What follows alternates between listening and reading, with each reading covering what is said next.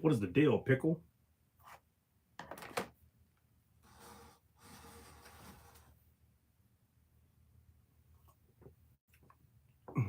Nah, ask right now. Yeah, already.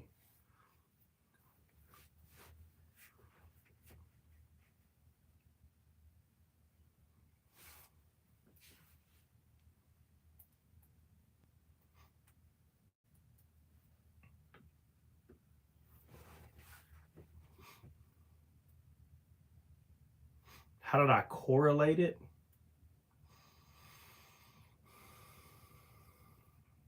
Yeah, no, I know what correlate means. Don't matter how you word it. I'm just saying. I'm just trying to see uh what, like, it should already be a known thing, really. To be honest with you, like that part should be kind of simple, right? Like, does you know, a baby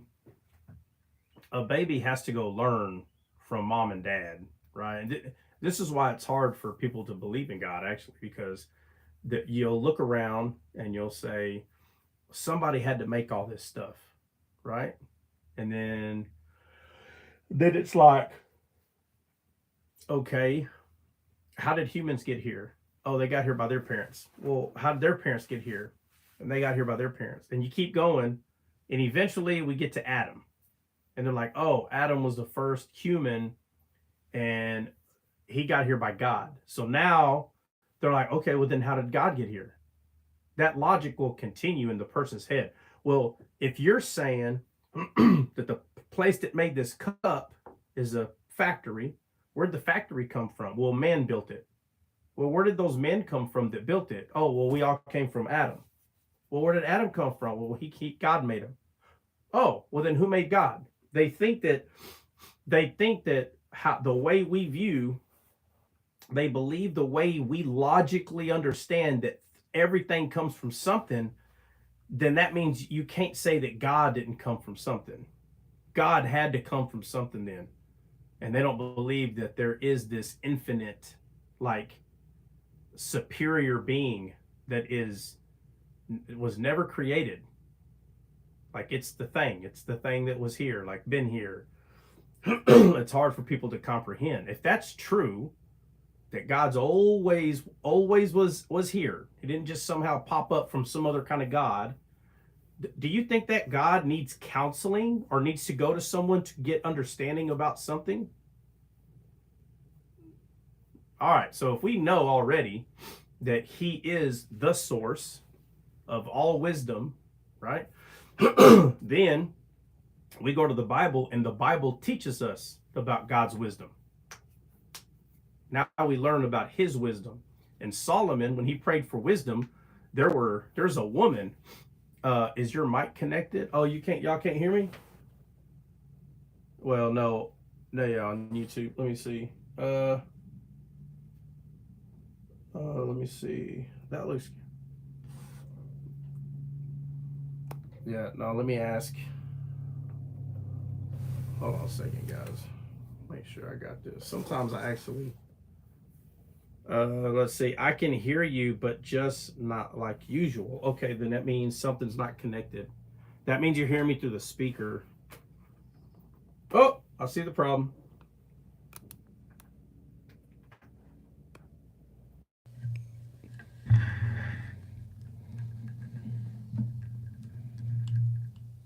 Is that better?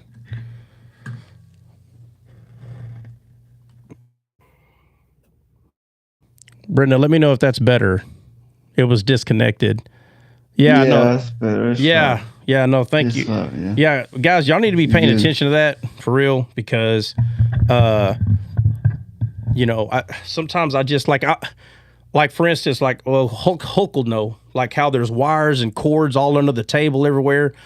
And yesterday I spent some time and kind of tightened all of them up. But in order to do that, I had to disconnect the pod track. I had to connect it to make everything tighter, and then I reconnected. But I forgot to connect that cord. So proceed, bro.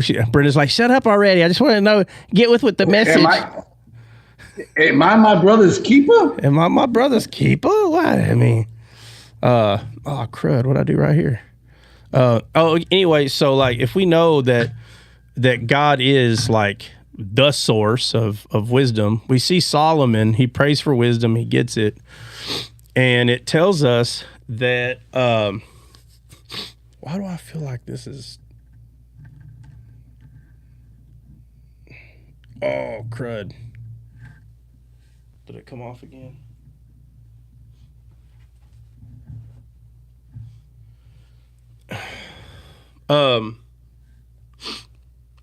But then Solomon has a woman. Matter of fact, let's go over that today. Let's go look at that.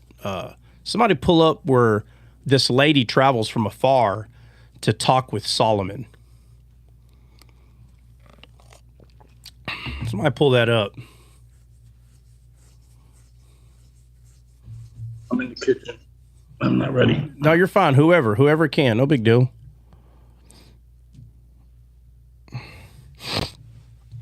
Bro, or try to find it. Yeah, where Solomon has this lady travels far off and she brings a bunch of gold and silver to him because she wants to meet this wise man.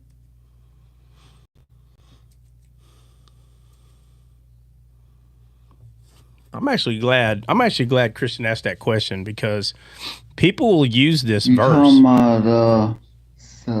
about we will make the borders of gold with studs and silver. No, listen. No, listen. I need you to find a story where a lady. First Kings chapter 10. Somebody can read it. 1 through 13. Bro, there's no way that we heard. Hold on a second. I didn't hear. Yeah, I didn't hear nothing you just said. I heard a bunch of loud noise, clapping or something. First Kings chapter 10, verses 1 through 13. Thank you. I learned British English. What? I learned British. First Kings chapter 10, 1 through 13. Gotcha. Let me know when you're ready to talk.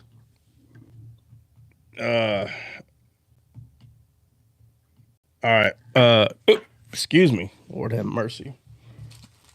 Hey, Trot, if that thing I sent you is true, this dude's gonna upset a whole bunch of people, bro. Yeah, but look at the date. It says starting in 2026. Doesn't that need an act of Congress though to change that? Don't you need Congress to approve that? So an executive order can make just about anything happen, but it won't last forever. So there's a lot of things that a president can do with an executive order, a lot of things, and then Congress is going to put in like basically a paperwork that's saying, hey, we didn't pass that, that needs to cease, but it might be working for 90 days or something. I can't remember. Like the president doesn't need, hold on a second. The president doesn't need, Dre, you got some horrible background noise, bro. What's going on? Hey, Levi, be quiet. Try said be quiet. No, I didn't. Put your mute on mic, bro. I mean, man, this dude, trash. That's trash. Go ahead. Anyway, hey, that's all I need. I don't like Trot. He's telling my son to be quiet. Oh, that's all I need now. That's it. Yeah, so a president, bro, I mean, and most people know this, but there's a lot of people that don't believe it. But a lot of people do know this, but there's so many people that they won't believe it if you told them. If Trump wanted to, he can sign a piece of paper to send 1/3 of the Marines wherever he wants. Right now. Like, yep. He don't need Congress. People will say, yeah, you do, yeah. No, not for that. The Marine Corps belongs to the president. We're the president's home. Well, again, sure. But that's what I'm saying. Well, that's what I'm saying. Like, but you would assume that he needs Congress to do that, but he doesn't. And there's other things that he can do. There's other powers he has. Plus, he's got everything. He's got the House. He's got everything, bro. So there's not a whole lot of people that's going to tell him no anyway, to be honest with you, just depending on what it is. That's why do you think he's trying to take away taxes? Bro, he's serious. I looked at a little thing man, he's serious, bro. Yeah. He ain't playing around. He's dead serious about stop with the taxes. Like, it's no joke. It was something The Social Security taxes, I hope he stops it because I worked my whole life since I was 17 and still got to pay on that and my pension. Oh, well, and that's the thing. If this goes through where we don't have to, where the tariffs is how we're paying for this country, I mean, bro, it's a no-brainer, bro. Like the firewood. Yeah, but what's the point of doing the one that I sent you? Like, why would you I'm sorry. mess with these people? Yeah, well, okay, so first of all, that said that's not going to start till 2026. So that's another year away, first off.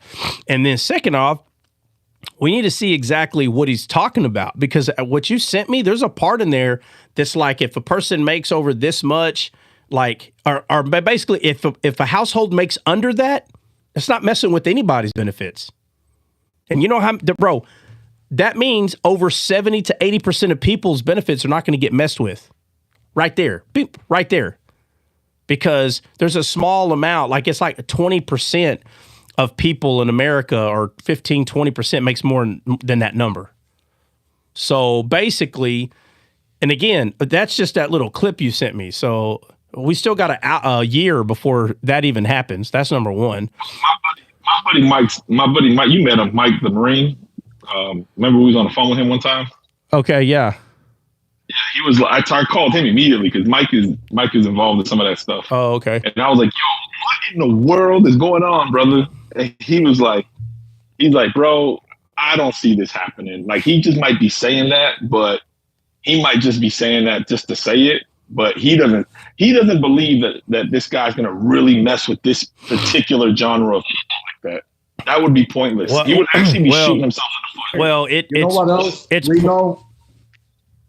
Hold on, Bill. Go ahead, Trot. Yeah, I'll just say this real quick. No, it's only pointless if he's playing checkers, bro. But if he's playing chess, there's a point. There's a point. Yeah, that's what I was gonna say, because he comes out with stuff to get the ball rolling for people to work with him and come to terms and say, okay, listen, now, okay, we get it. Now you're serious. Okay, let's do this then. I'm telling you, it's a bargaining chip. I'm telling you, that's what he's doing, bro. Like the other couple of things I talked to you about, Dre's like, what does that got to do with what I said? I'm just showing you that the reason he did this is so he can do this. That's the reason he did it. And so now it's, if you make more than this number and there's a certain compensation you're having, and you make more than this, it's going to start whittling down how much of the compensation you actually get, right? So if you make under that number, that's going to be most. I think you're underestimating how many households make over that, especially people that are retired. So if you're retired, you get your retirement.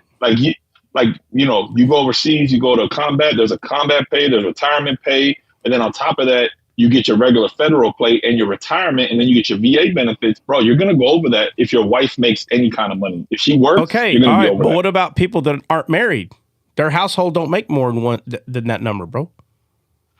Right, and I think that's unfair, because if you're single, then you're not going to make over that number. But if you're married and you have a bunch of kids and dependents and stuff like that, you got to make at least that much to survive. All right, so let's just make up a number. I'm just going to make up a number. I don't want to hear facts. I really don't care about the fact of this number, because it don't matter, because we're hypothetical. Okay, so let's say the compensation we're talking about, right? That veteran, let's say it's $3,000. I'm just making up a number. Let's say that's how much it is.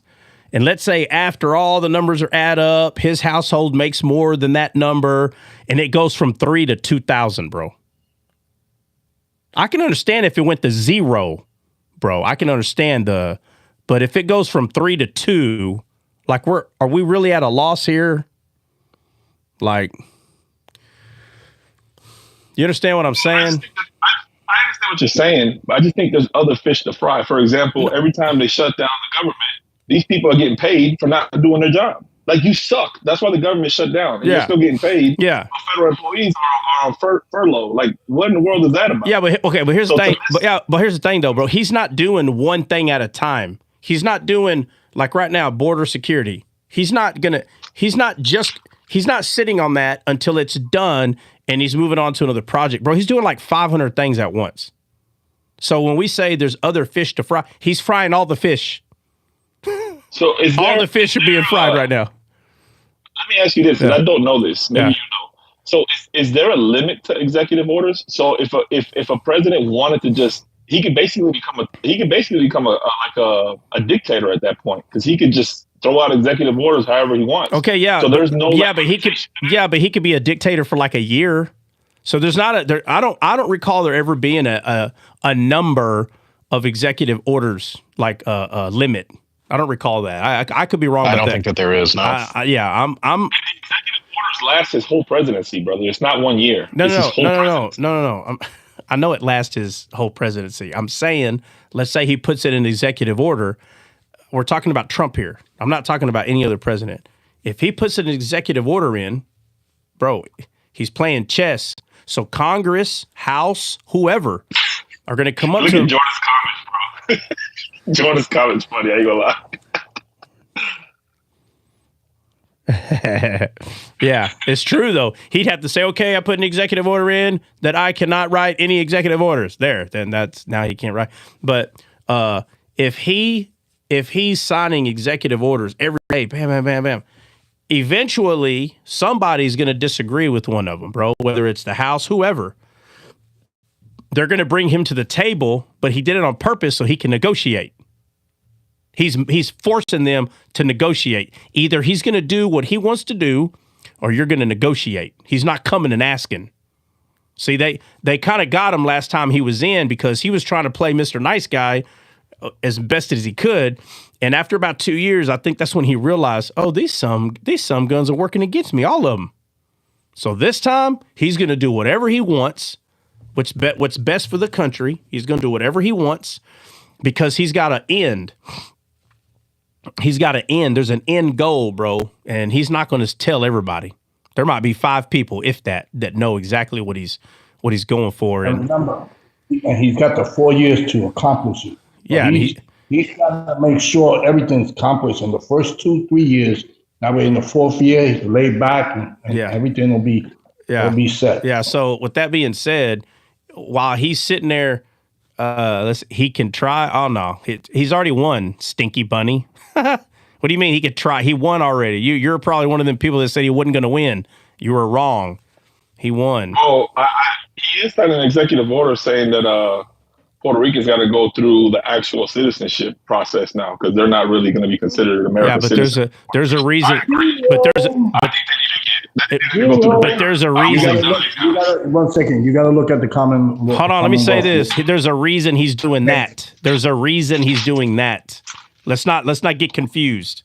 It's not about, I'm against Puerto Rico. And that, He's trying to force the Dems to negotiate about something. No, it's a joke. It's a joke. That's not even a thing. Just for the record. I thought you were serious. I was like, bro, if he's doing that, there's I was like, you got to learn what the Commonwealth laws are. I will say this.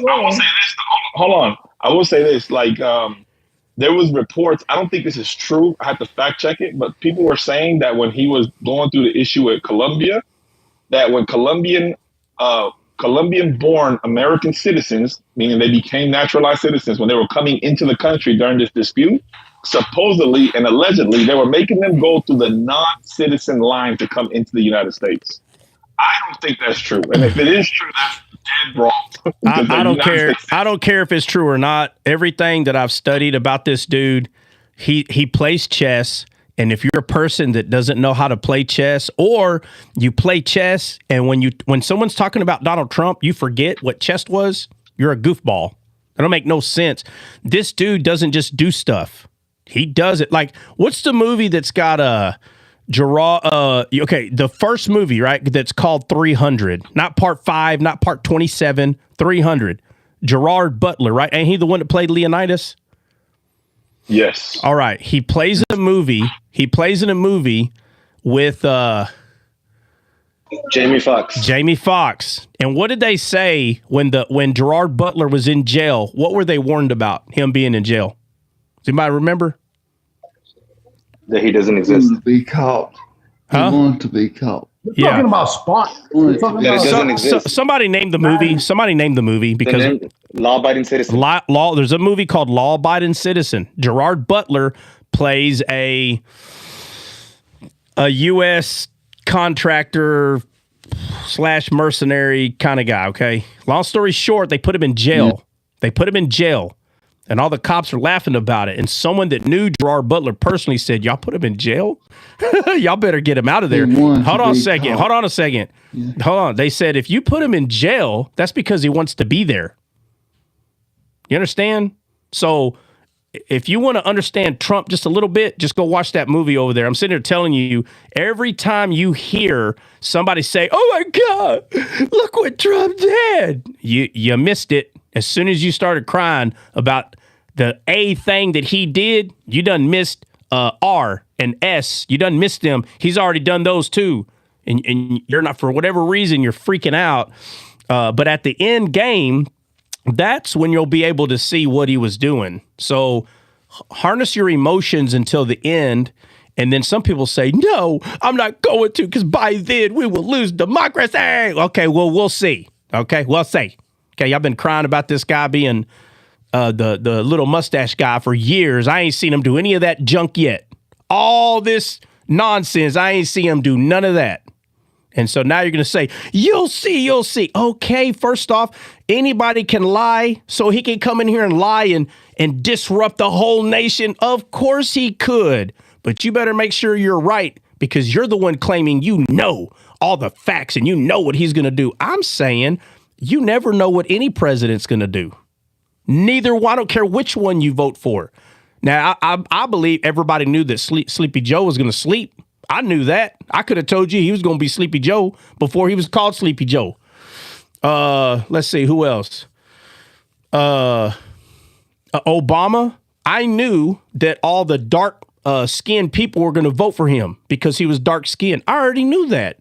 And to be honest with you, you go back, there ain't much of a legacy there, to be honest with you.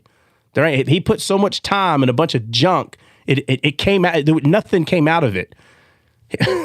He did not help all the dark-skinned people. No, he didn't. Only that. And everybody thought he was going. Everybody thought he was going to help all the. Trump's helped more dark-skinned people than he has. Get off the gas. He deported more illegal immigrants than any other president in the history of the country. Yeah, so the whole thing with Trump, let's just wait. Guys, 4 years go like this. Don't lie. They go like this, bro. When these 4 years are done, then come to the table and then tell me how many concentration camps he made, and he come to the table and then say, I told you he was going to be another small mustache guy. We went to war. 1 million people died. When all that stuff happens, then you could say, I told you so. But don't say I told you so and he's been in office a week. What you talk? Let the end game play out, man. Go watch the movie Law Abiding Citizen, and I'm telling you, you don't see Gerard Butler's plan. You don't see it. Now, because we're used to movies and because we're used to the silver lining, there's some things you're going to be able to figure out. You know what's funny? Everybody's so smart, they can figure out movies. Well, try to figure out what Trump's going to do. Try to figure that out, because I've been right a lot about things that he's going to do. I've been right a lot. I ain't been wrong yet. But you know what? I could be wrong this term. We'll see. But for anybody to act like they can read a president's mind completely, you're lying. No, you can't. All you could do is follow the crumbs they put there and try to figure out, he's probably going to do this or that. And I mean, that's all you can do. But this whole thing about him being the Antichrist, oh my God. Oh, Lord. He's going to pass away one day, and I'll be like, hey, I thought he was the Antichrist. Oh, well, it was talking about his son. Oh, yeah, right. It's always the next thing. No, it wasn't Barron. It wasn't his son, Donald Trump's son. It was his grandson. Oh, bro, stop. Here we go again. Bunch of nonsense. All right, let's get back to where we're at. Where was it at in Kings? Dre? Or who was it? Yeah, Dre. Chapter 10, bro. 1 Kings chapter 10, 1 through 13. Hope was going to read it. All right, 1 Kings. 1 Kings chapter 10. 1 Kings chapter 10. You don't have to write letters to your Congress and your senators, okay? Huh? Do what? But Dre doesn't have to write letters to his congressmen and senators. Yeah, apparently I'm going to have to go into the non-citizen line when I come back to the United States next month. But it is what it is. Oh, well, let's say you go through the non-citizen line and you come through and there was no issue. So what's the issue? That I've become a second-class citizen. That's the issue. Oh, are they going to kick you out of America? Hey, they might. Oh. That's what they're saying now. Great. Seriously, you read your passport, you can call up the embassy and let them know, hey, I'm going to be traveling here, and there, you know, wherever you're headed, bro, and they cover you, man. I don't know what that has to do with anything, Bill. Because you won't be put on any other line, bro. Yes, you do. You got to go through. Have you ever traveled abroad? It don't matter who you are. You got to go through customs, bro. I've traveled plenty abroad. Yes. And I've always told everywhere where I've gone. Hold on. Bill may be misunderstanding. Bill, he's saying he has to go through customs, bro. Bill, he has to. Okay. Yeah. Okay. My bad. Yeah, he's talking about going through customs. Everybody has to go through customs. Right.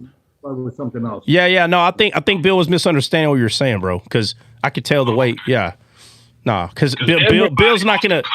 Yeah, but Bill's not. Yeah, but Bill's not gonna disagree with that, bro. He understands you go through customs, like everybody. He knows that. Like I just think he misunderstood. I don't know. Puerto Ricans are kind of special. So I don't believe nothing until I hear it from the mouth of the horse, bro. Mr. Petty, listen, calm down, okay? Calm down, Mr. Petty, please. They're the ones that got mad because Trump was giving them tissue and he threw it at them, and they're like, "Oh my God, you threw tissue at me!" He threw. Hold on. He threw tissue. Hold on a second. What do you mean he threw tissue? During that one hurricane, he visited Puerto Rico, and then he had like the tissue paper, not the tissue paper, but what is that called? The kitchen paper that you use, the paper towel. So he threw a paper towel out of like Air Force One, and they were like, "Look how he treats us." Hold on a second. Hold on. Now I gotta know, why did he throw a thing of paper towels at anybody? Could I speak? Let me know when you're done, Mr. Petty. Yeah, I'll let you know when I'm done. I'm not done. So when the people were gathered, like you know how they issue out materials and stuff like that, bro. I'm gonna drop you, Bill. Don't do that. So man, don't drop him, bro. Don't drop him, bro. Come on. Bro, it's my point. Like, how you gonna tell my point? I'm telling my point. So when the people were gathered around the plane or whatever, like you know how they issue out Israel, and then you want to talk about Puerto Rico. I can't defend my people. I can't defend my people. You can't even speak Spanish, bro. Relax. I got this. Yo te hablo español ahora mismo. ¿Qué tú hablas? Tú hablas una loquera allá. Hold on. I need an interpreter. Just to ask about Deborah. I need an interpreter. Deborah. I need an interpreter, bro. Hey, hold on. Let me say this. Hold on. Let me say this quick. Hey, Dre, you told Bill he doesn't speak Spanish. Did you see it was a comedian, and he went over all the types of ways that people speak Spanish, and the Puerto Ricans, and I could be wrong. Maybe it's not Puerto Ricans. It's probably someone else. It might be Cuba. I don't know. But he goes, and then when they speak Spanish, he goes, they just got a bunch of food in their mouth. Oh, como está? Who sounds like that, bro? They got food in their mouth. He's like, oh, como está? ¿Por qué? Both of them do kind of the same thing in a weird way, to be honest. Hey, Bill, did you see that? Bill, did you see that? No, but I saw one of them. It's Spain and Colombians got a thing. Oh, but anyway, the comedian went over like probably 5 or 10. And he's like, and I think he said, and Puerto Ricans, they just act like they got food in their mouth. No, porque papi. Like, it's funny. Yeah, they do say papi a lot. Especially in New York. They say papi a lot. Are you finished with your point? All right, Dre, what are you saying? No, you never let me speak. What are you talking about? Just go. So Trump was basically just passing out goods. And as he was passing out goods, he was throwing out goods to the people. So they took offense to that, saying that he was throwing paper at Puerto Ricans because they're like second-class citizens. And they hold on. You're talking about like when you're trying to help people and there's a bunch of people, so you're throwing stuff at them. And so because he threw, which is normal, they use that to say he was Oh my, that don't surprise me. That don't surprise me, bro. You see, Bro, come on. All right, enough of that. Oh, Bill, hold on. Time out. Bill, hey, Bill, last thought. Let's move on to Kings. Go ahead, Bill. Last thought. Last 2 cents. Oh, no. They got offended, but he told them, I'm giving you guys, the states were giving them money. And he told them, but your governors, because we don't have no representation, we have no seat in Senate or in Congress. He said, your governors that you guys elected are ripping you guys off because we're sending funds there. And 3 months later, sure enough, everything came out. And the guy had to escape with a helicopter. So he was... Yeah. Anyway, all right, let's go to Kings, man. So let's see. The Queen of Sheba, that's who it was. All right, so 1 Kings 10. And we're going to start at 1, probably 15. Let me see. Somewhere around there. Who's reading? Who's going to read? Hey, Ron, that's funny, bro. I ain't gonna lie. That's I can get it. Do what? Who's funny? Rhonda. Rhonda, what'd she say? I said chase my dog. Okay, I can get it for you, huh?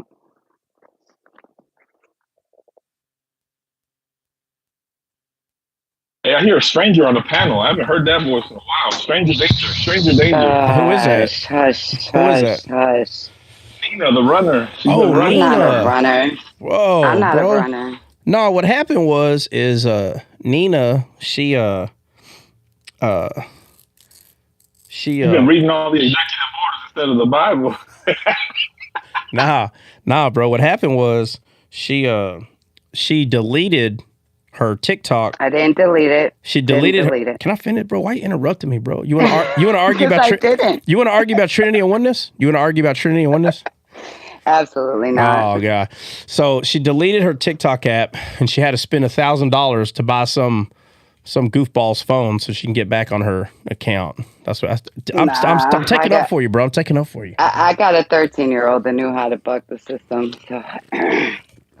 So somebody already figured out how to buck the system? Wow. Oh yeah. I knew that wasn't going to take long.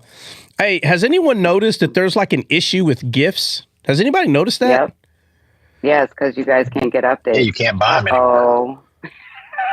You can buy them. You have to go online. You have to do the .com. TikTok/coins, you can get them. Yep. Yeah, because let's see, whose live did I go to? Danny P. Danny P had a live. If it wasn't yesterday, it was the day before. I don't remember. And I think I only had like 10 coins. And so I was tapping my coin. I was sending coins, and it was like recharge. I was like, oh, crap. So I went to do the recharge, and it said a system is down or something. I was like, what? It wouldn't let me. Yeah, you got to go through the website. So if y'all didn't know, you have to go to the website to buy coins. Oh, that's weird, bro. Like, why? Oh, well, because... But I had to go through to get it back. Ultimately, you're all going to have to do to get updates. Really? Yep. What? I'm not going to, like, detail it, but... No, don't detail it. Don't Let detail me- it. Just... Yeah, Hey, right. you let me update, fine. I updated yesterday. No problem. It's not in the App Store. Just hey, Nina, keep that information away from Yeah, the I got you. Catholics and the Muslims, please. Yeah, I got you. Oh, God. They got their own... Everybody's got a nerd, bro. It's all right. Everybody's got a nerd. Everybody's got a I nerd. got a VPN though, Nina. I had a VPN, so I did mine yesterday. Hey, I'm a Jew, so for the right price, I'll hook you up. Just hit me up in the DM. You're an idiot. Just hook me You're up. an idiot, It's bro. my daughter, you know. All right, Nina. All right, Nina. Go Yes, ahead. got it. Like, without Got all it. the detail, just the point is Yep. what? You have to switch your location. VPN. VPN. You gotta be. No, it's not that simple. All right, whoa, hold on. We're Okay, not it's not. I okay. tried Hold that on. once. All right, we're not. We don't need all the details. I get the point. Exactly. That Yeah, I'm yeah. not giving it to you. Yeah, I ain't giving it to you for the special price of $10.99. Or let me borrow $20 till tomorrow. On this week's straight offer, just DM me with your cash It's not app. that simple. With Yeah, your it's not cash that app, simple, that boy said with your cash app. Oh, that's funny. Okay. All right. Now, does anybody know how long it's going to take for the app to start acting proper again, or what? Somebody's got to buy it, or the president has to let it go. They got a lot of people bidding right now. They have 50% of. They have. They have They have 30 to 60 days is what the alternate time frame is. Yep. Nina, Yeah. and the United States want part of it, right? Yeah. Yep. 40%. But they have up to 2 months. So. Oh, I'll say this real quick. Did y'all hear the press secretary? Do y'all know who that is? I haven't seen. Yeah, I saw her. It's a lady, right? Yeah. So the press secretary spoke yesterday or day before. I'm sorry, it was a couple of days ago, and she made it very clear. And if you haven't seen it, go check it out. She said, and I'm gonna try to quote what she said. I'm gonna quote it. She said, and for anyone out there that has a podcast or a show that where you give news. Any one of you can sign to get your credentials to be a news broadcast network. Scales broadcast network. And then they have the front row for them. Did you see that? Well, the point is, she's saying we're not doing this CNN buying all the news networks and you think you're just going to manipulate what everybody hears. Bro, these next 4 years, there is about to be thousands of people who have credentials, and they're going to vet them, and you're not going to just see CNN and like 5 other people sitting in that little room asking her questions. There's going to be a lot of people that are going to be able to go in there and ask questions. So they're fighting against. Hey, like that show, the Young Turks, they be up there capping, bro. They be lying bad, bro. What? Who's lying? There's a show called Young Turks, I think that's what it is, Young Turks. And is that what it is, Bill? Young Turks? Yeah, Young Turks. Yeah. Yeah, they're liberal to the core, bro. They be up there capping bad, bro. Right? Yeah. And they're very famous. Oh, I don't know who they are. The guy's name is Shank. He started because you know who funded him? Soros. Exactly. Soros is going around funding anybody that has a blue mentality. So they think that they're just going to go buy anyone that wants to be a news broadcaster, and then now they can go push all their ideology to everybody. So Trump's fighting back, and that lady said, anybody that wants to speak about the news, we will make sure you get credentials, bro. So they're going to use the media against the media. It's a very good tactic. I'm actually glad they did that. So it's like I'm just gonna say it. I don't think it'll be bad, but Israel, they fund people for a fact on TikTok to promote their ideology against Gaza. Oh, I'm sure. Yeah. There's people that are literally getting paid for that, bro. Oh, I'm sure. I tried to get on the payroll. I just couldn't make it. But yeah, I'm sure. I'm sure. There's tactics. There's tactics to do anything. Absolutely. Yeah. Yeah. Great. We know a guy who does the apologetics, Christian apologetics. He went all out. He was getting paid by the left as well. He signed up. You know who it is. Starts with an S. I won't mention his name. I'll be on it. He got the apologetics, and all he was doing was politics. Oh yeah, he was coming against Juliet Echo Whiskey hard, bro. Yeah. Hardcore, like calling up dogs and all kinds of stuff, bro. He was going crazy. Yeah. Man of God, though. He's a man of God. Yeah. Oh, before we move on, I got to bring up this video that people are loving. This video, and I'm gonna have to smash them straight up. You're about to get smashed right now. So there's this video that is people are using to try to prove a point about something that Trump is doing. And so they always go find the dumb MAGAs, You know, like if anyone believes that all MAGAs are smart, no, there's dumb people everywhere, bro. Everywhere. I don't care. Blue, red. You got your dummies. You got your mids. I already know where you're going. Oh, of course you do. And they go find these idiots, okay? And they're like, and this guy's got a Bible. And it's funny is because he's trolling, but yet he's holding a Bible. First of all, that dude's wrong for even doing what he's doing. 100% he's wrong. And he's like, so we're going to talk about the illegals coming into America, this and that, blah, blah, blah. And he's like, so would y'all let Jesus in? Listen to this question this idiot asks. Right off the rip, I would have said, why would Jesus be coming in illegally, first off? That's what I would have asked. But these people see this. They're like, yes, good point. No, you're one of those people that watch 5-second clips and you just go off of it. You don't think any further. And then you're like, you want to be the first one to share that you saw this so good video, and you end up being the first idiot is what you end up doing because you don't know how to calm down, slow down, and think about what this dude's asking. And this dude said to this dumb MAGA lady, first of all, I don't even know if this is real. People go buy fake MAGA hats all the time. And the other guy's got a cowboy hat. Look, it's blue versus red. I've seen fake people, fake, bro. They're not real. They don't wear cowboy hats in real life.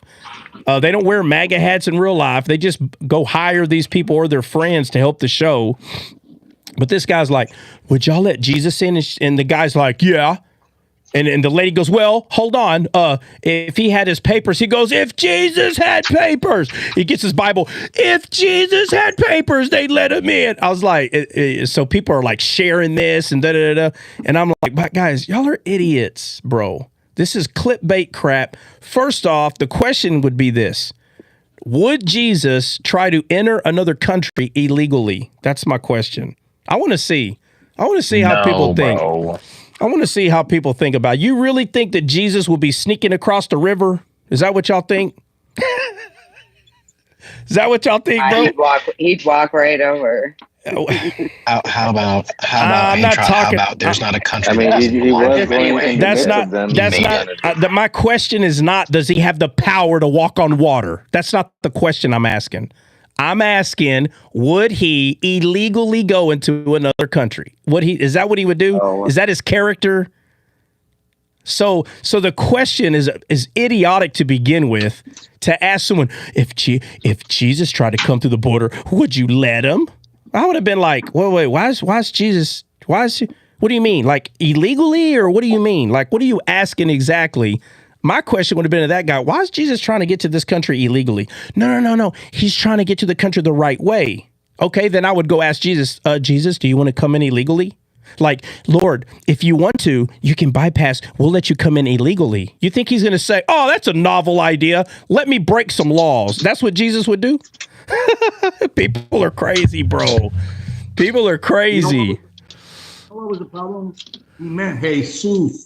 Do you think Jesus is going to come across the border illegally? No, he's not going to come. He's not going to go anywhere illegally, bro. There's people that believe that he broke the laws of Moses. Like, there's people that legitimately believe that he just came around telling people to break the law of Moses. Some Christians truly believe that. So, it wouldn't be far-fetched to me. Well, I don't care. I don't care about that. The truth is, regarding his character, he's not going to be taking the easy way out like that, bro. If you understand his character. We had a guy in Danny P live saying that God broke that Joseph was the father because God wouldn't break the adultery law and having the Holy Spirit and impregnating a married woman. Matter of fact, I'm glad you brought that up because I was gonna. So I don't know. Did you see any of my comments in that live? I put at least. No. I didn't see it. Yeah. So look. Yeah. So I heard this dude saying this, bro, and he kept talking about man's dominion. Nope, God can't do that because of man's dominion. And I was trying to send Dre. Can you mute? Who is that? Maria, can you mute your mic for God's sakes? Who is that? Yeah, that's who it is. Yeah, Lord have mercy. So, where was I at? Okay, yeah. So he's up there, and you should remember, Bill, but he was saying, no, God gave dominion to man. He gave it to man, so man had to have it. Do you remember he kept saying that?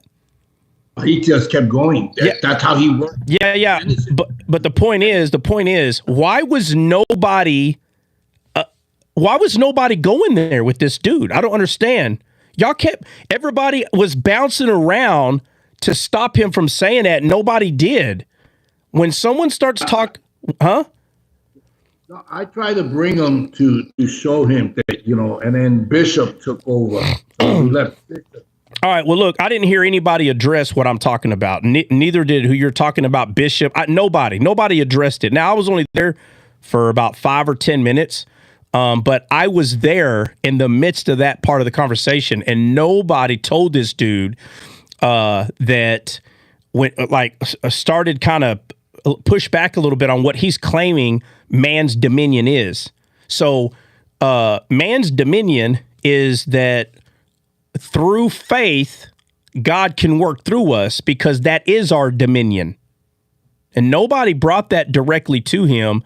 So when he's like, nope, God can't do that. Man's got dominion in this earth. You're right. Man does. Man have dominion in this earth. But that doesn't mean what he was saying. Dominion means we choose how this earth runs. So if we use faith, now God can work through us as a servant in this world because we're choosing it. That's our dominion. So that's how God was able to impregnate Mary. It was through our dominion, bro. It wasn't against our will. That dude is 1,000% wrong. And I tried to throw that in there. I was hoping you saw it. I literally put that in the chat 2 or 3 times. All you gotta do, is DM me or text me, man, and I'll pick it up. Well, I wasn't gonna stay in there. I couldn't stay in there long anyway. I didn't want to. I mean, you're right. I could have, but what'd you say, Dre? Can you repeat how it was our dominion again? Why, you trying to record it? No. I got an email from work, bro, and I was reading something. Oh. I was listening. It's already recorded. It's on YouTube. Talking about from his phone, goofball. Anyway, so the guy was saying that the reason that it was Joseph's baby is because man has dominion. And he's like, nope, man's got dominion. God can't do that. No. God can't do that. So when someone is saying that, then what they're saying is if God was to have, quote unquote, the spirit foreshadowing Mary, and she gets pregnant, he's trying to say that is taking away man's dominion. But he's wrong, because when we have, hold on a second, when we have faith in God, when we trust God, God can now use us. He can use our dominion in this world through faith. And that's what Mary and both Joseph did. They both allowed God to use man's dominion in this world. So when he was trying to argue the fact by saying that the reason that it was Joseph that was the actual father of Jesus, he's saying because man has dominion. God don't have dominion. He's right about that. Men have dominion, not God. God does not have dominion in this earth. The Bible makes that so clear. But because we have dominion, through faith, we can allow God to work through us here in this world. Because hold on. Because that is our dominion.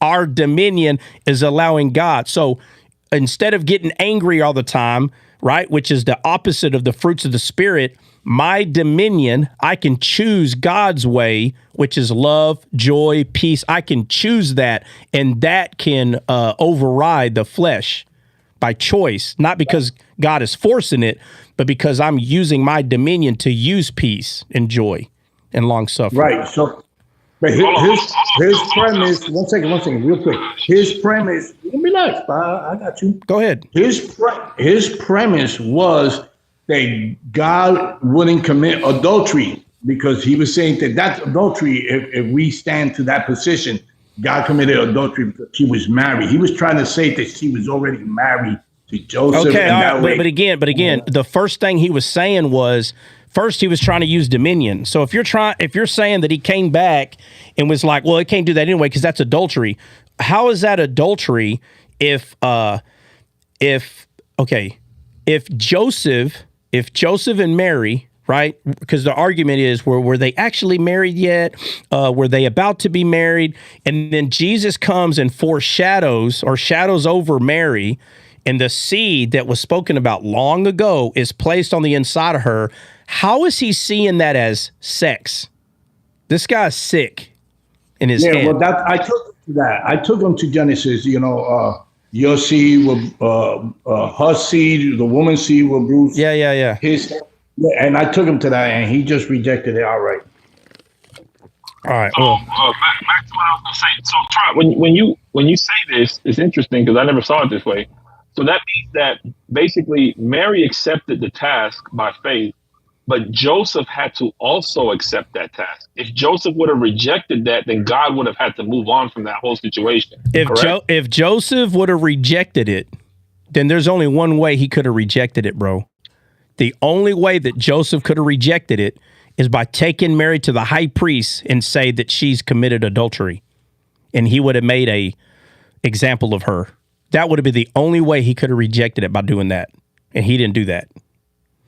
So I guess my point is that he could have, the reason is that man still has dominion is because Joseph accepted and understood the task and the prophecy of the Messiah. Yeah, that's basically. it. That's it. That's the only way. Yeah, that is very good. That is us using our dominion to allow God to use us. And people don't like to believe this. They see God as all powerful. He can all sovereign. He can do whatever he wants, meaning they believe that he can override our choice. Now, he has hold on. He has the power to do that. Like, he's strong enough to do that, but that's not God's character. And people they misunderstand the difference between a comic book God and the real God. The real God, the only God that exists. The Bible says he is love. If God is love, then he doesn't override your choice or dominion, no matter if he has the power to do it or not. It's kind of like understanding that which man is which man has a better character? Is it a man that really doesn't have a skill to fight, but he's going out there and bullying, kids and women and like any man that he can bully that will allow him to bully? Is that a man that's got great character, or is it the man that is 100% trained to take you out and he chooses not to? Which one's got better character? Latter. Right? So if I take the bully man that he couldn't beat up anybody if he tried, so he, and I'm talking about like an alpha male, he couldn't bully an alpha male if he tried, but it would take advantage of women, children, like he just takes advantage of whoever, and I'm not talking about any other way but physical bully. Just a physical bully, okay? If those two men were sitting next to each other on accident, they're just in a restaurant. You got the man that's got the skill to take you out if he really wanted to, but he chooses not to, and you got the other guy, he couldn't take you out if he tried. And a person comes in and he's robbing the place at gunpoint, and neither one of them do anything. They don't jump in, okay? But yet one of them's got a skill to actually do it. The other one didn't do it because he's a coward. There's a difference. So then you'd have to ask the other guy, hey, why didn't you jump in? Or, why didn't you do anything?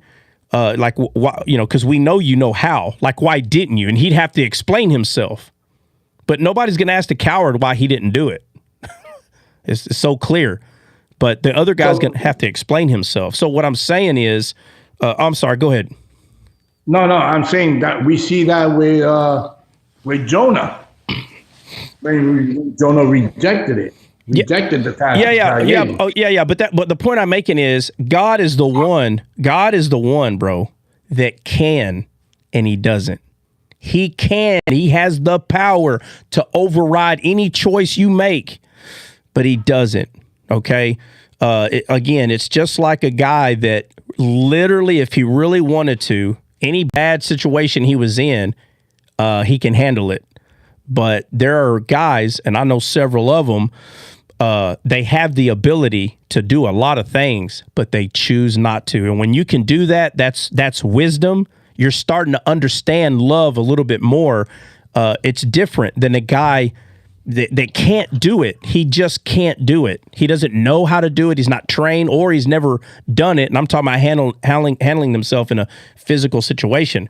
You know, there's been plenty of times where I've had my hands on a woman that's like crazy and beating everybody up, and I had my hands on the back of her shirt. I could have slammed her head into the concrete easily.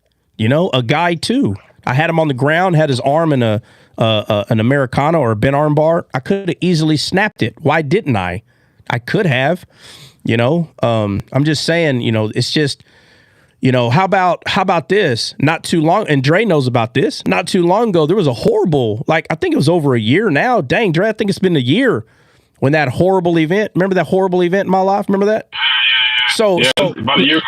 Yeah. So let's just say there was someone that caused some damage to family. I'll just make it real clear like that, bro. And I knew where this guy lived. I don't know if y'all know what I used to do for a living, but I could easily go handle the situation very easily. No issue.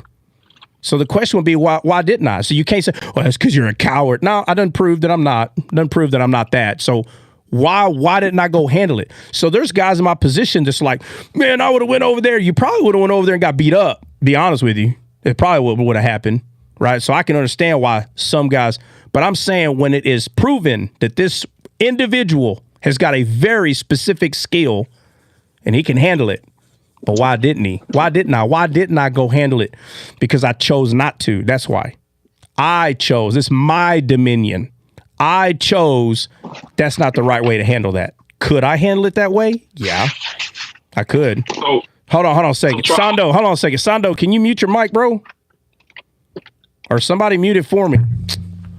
All right. So what I'm saying is, just because a person says, man, I was going to go over there and I was going to do this and that, is there any real validity behind that? Anybody can say, oh, I could do this, I could do that. Do you have proof? Is there proof that you can do these things? Because people say, oh, yeah, I'll do this, I'll do that. But when there is proof, bro, is what I'm saying. When there is proof that this person right here knows how to do all of that, and they tell themselves, hey, that's not the route. I'm not going that route. I'm telling you, this is God.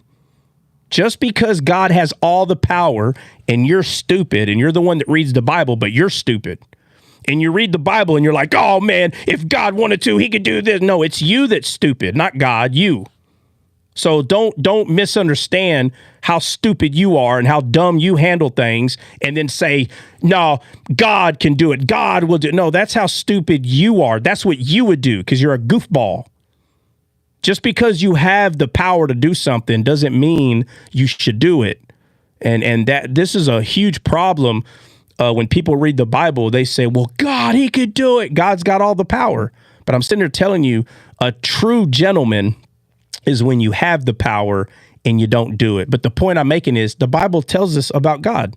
It makes it very clear that that's how he is. That's how he operates. He operates out of love. And love does not force someone to change the way they think. He doesn't force. That's what Satan did. He convinced Eve to eat of the tree. He convinced her. God doesn't do it that way. He uses love. That's why it says it's the goodness of God that leads to repentance. It's the goodness of God. And so what are you going to say, Dre? I was going to say that the reality is that ultimately it doesn't matter whether they were married or not, betrothed or not. None of that actually matters. What matters is that they had faith, trusted God, and they didn't limit the Holy One of Israel like they did in Psalm 78, 41. Yeah, they didn't limit him. But the verse you're talking about when they said, and they did limit the Holy One, right there, that's just another verse that proves that God couldn't do anything because they used their dominion to be in fear. Instead of using their dominion to trust in God, they use their dominion to be in fear. So when people say, oh, God couldn't have done that because man has dominion, Yeah, exactly. Man has dominion. So man could have chose to have faith in God over that situation, and now God can operate. Now God can work.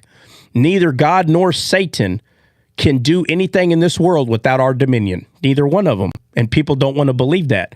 God can do whatever he wants. And now I know what kind of person I'm talking to. I'm talking to a person that if they had all the power, they would go around smiting all the people that ever talk bad about them. You're a child. You need to grow up.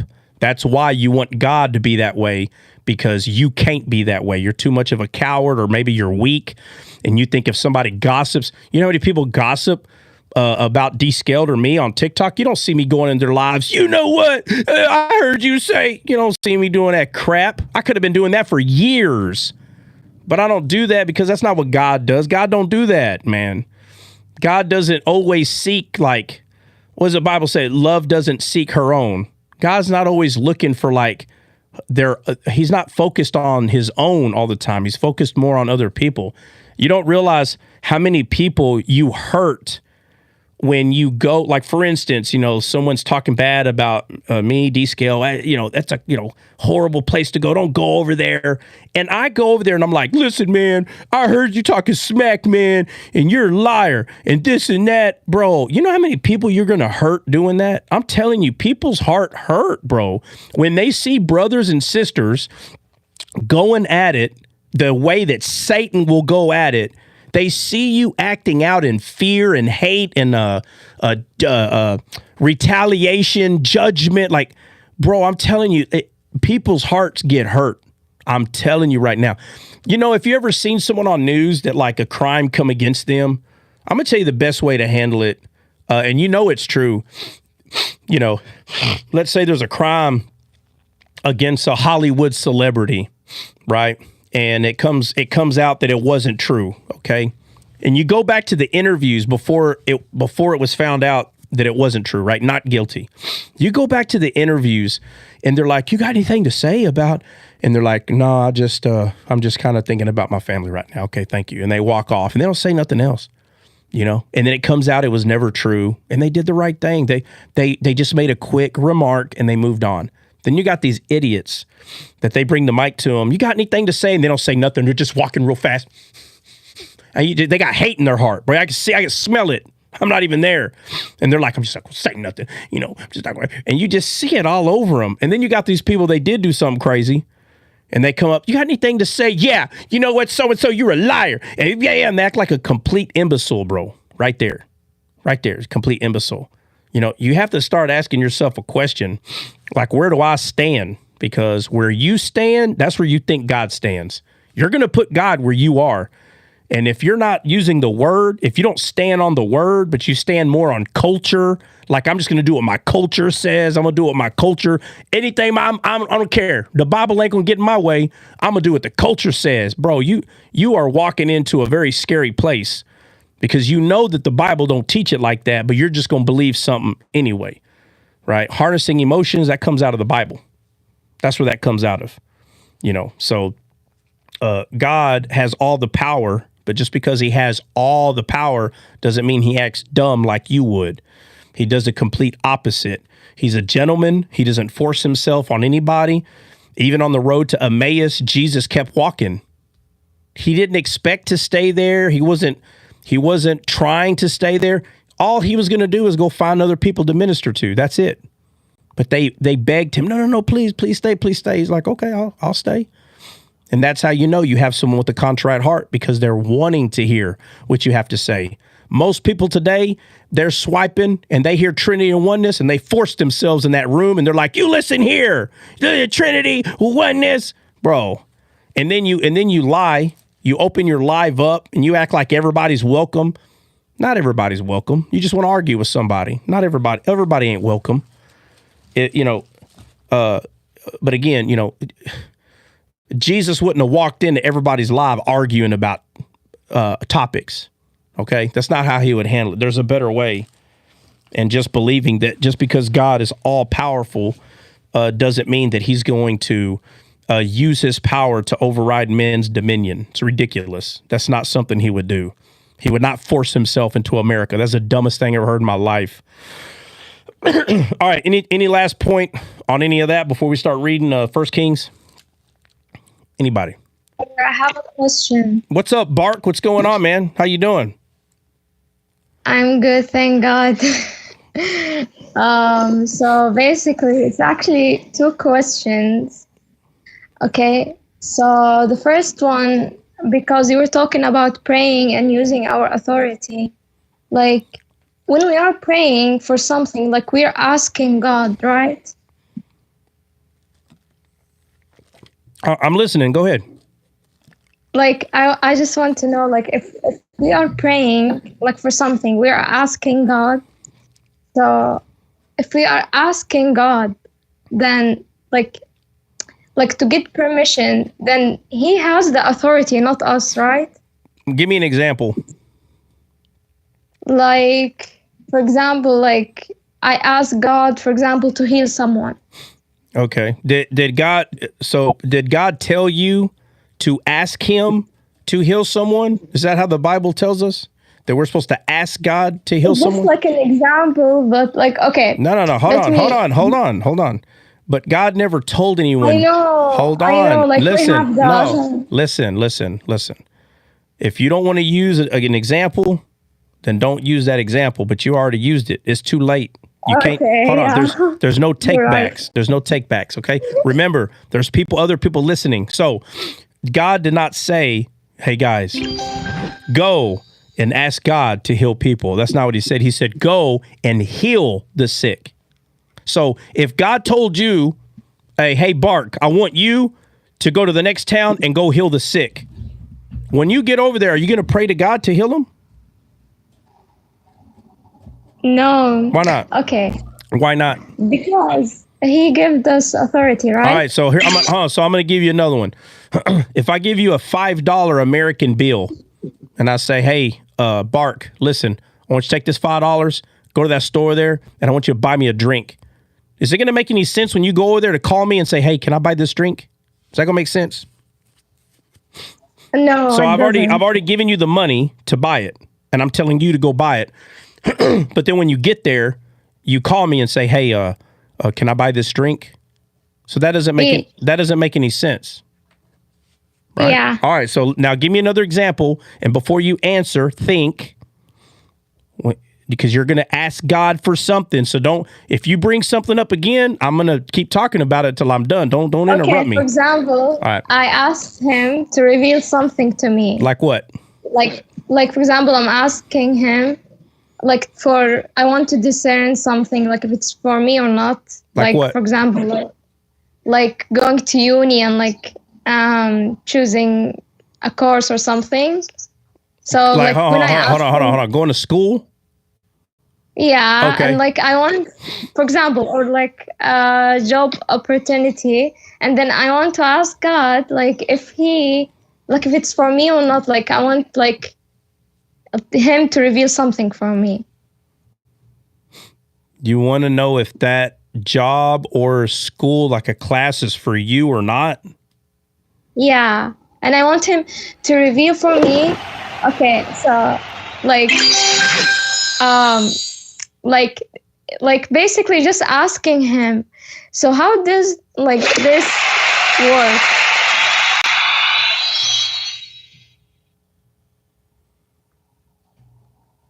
Do what now?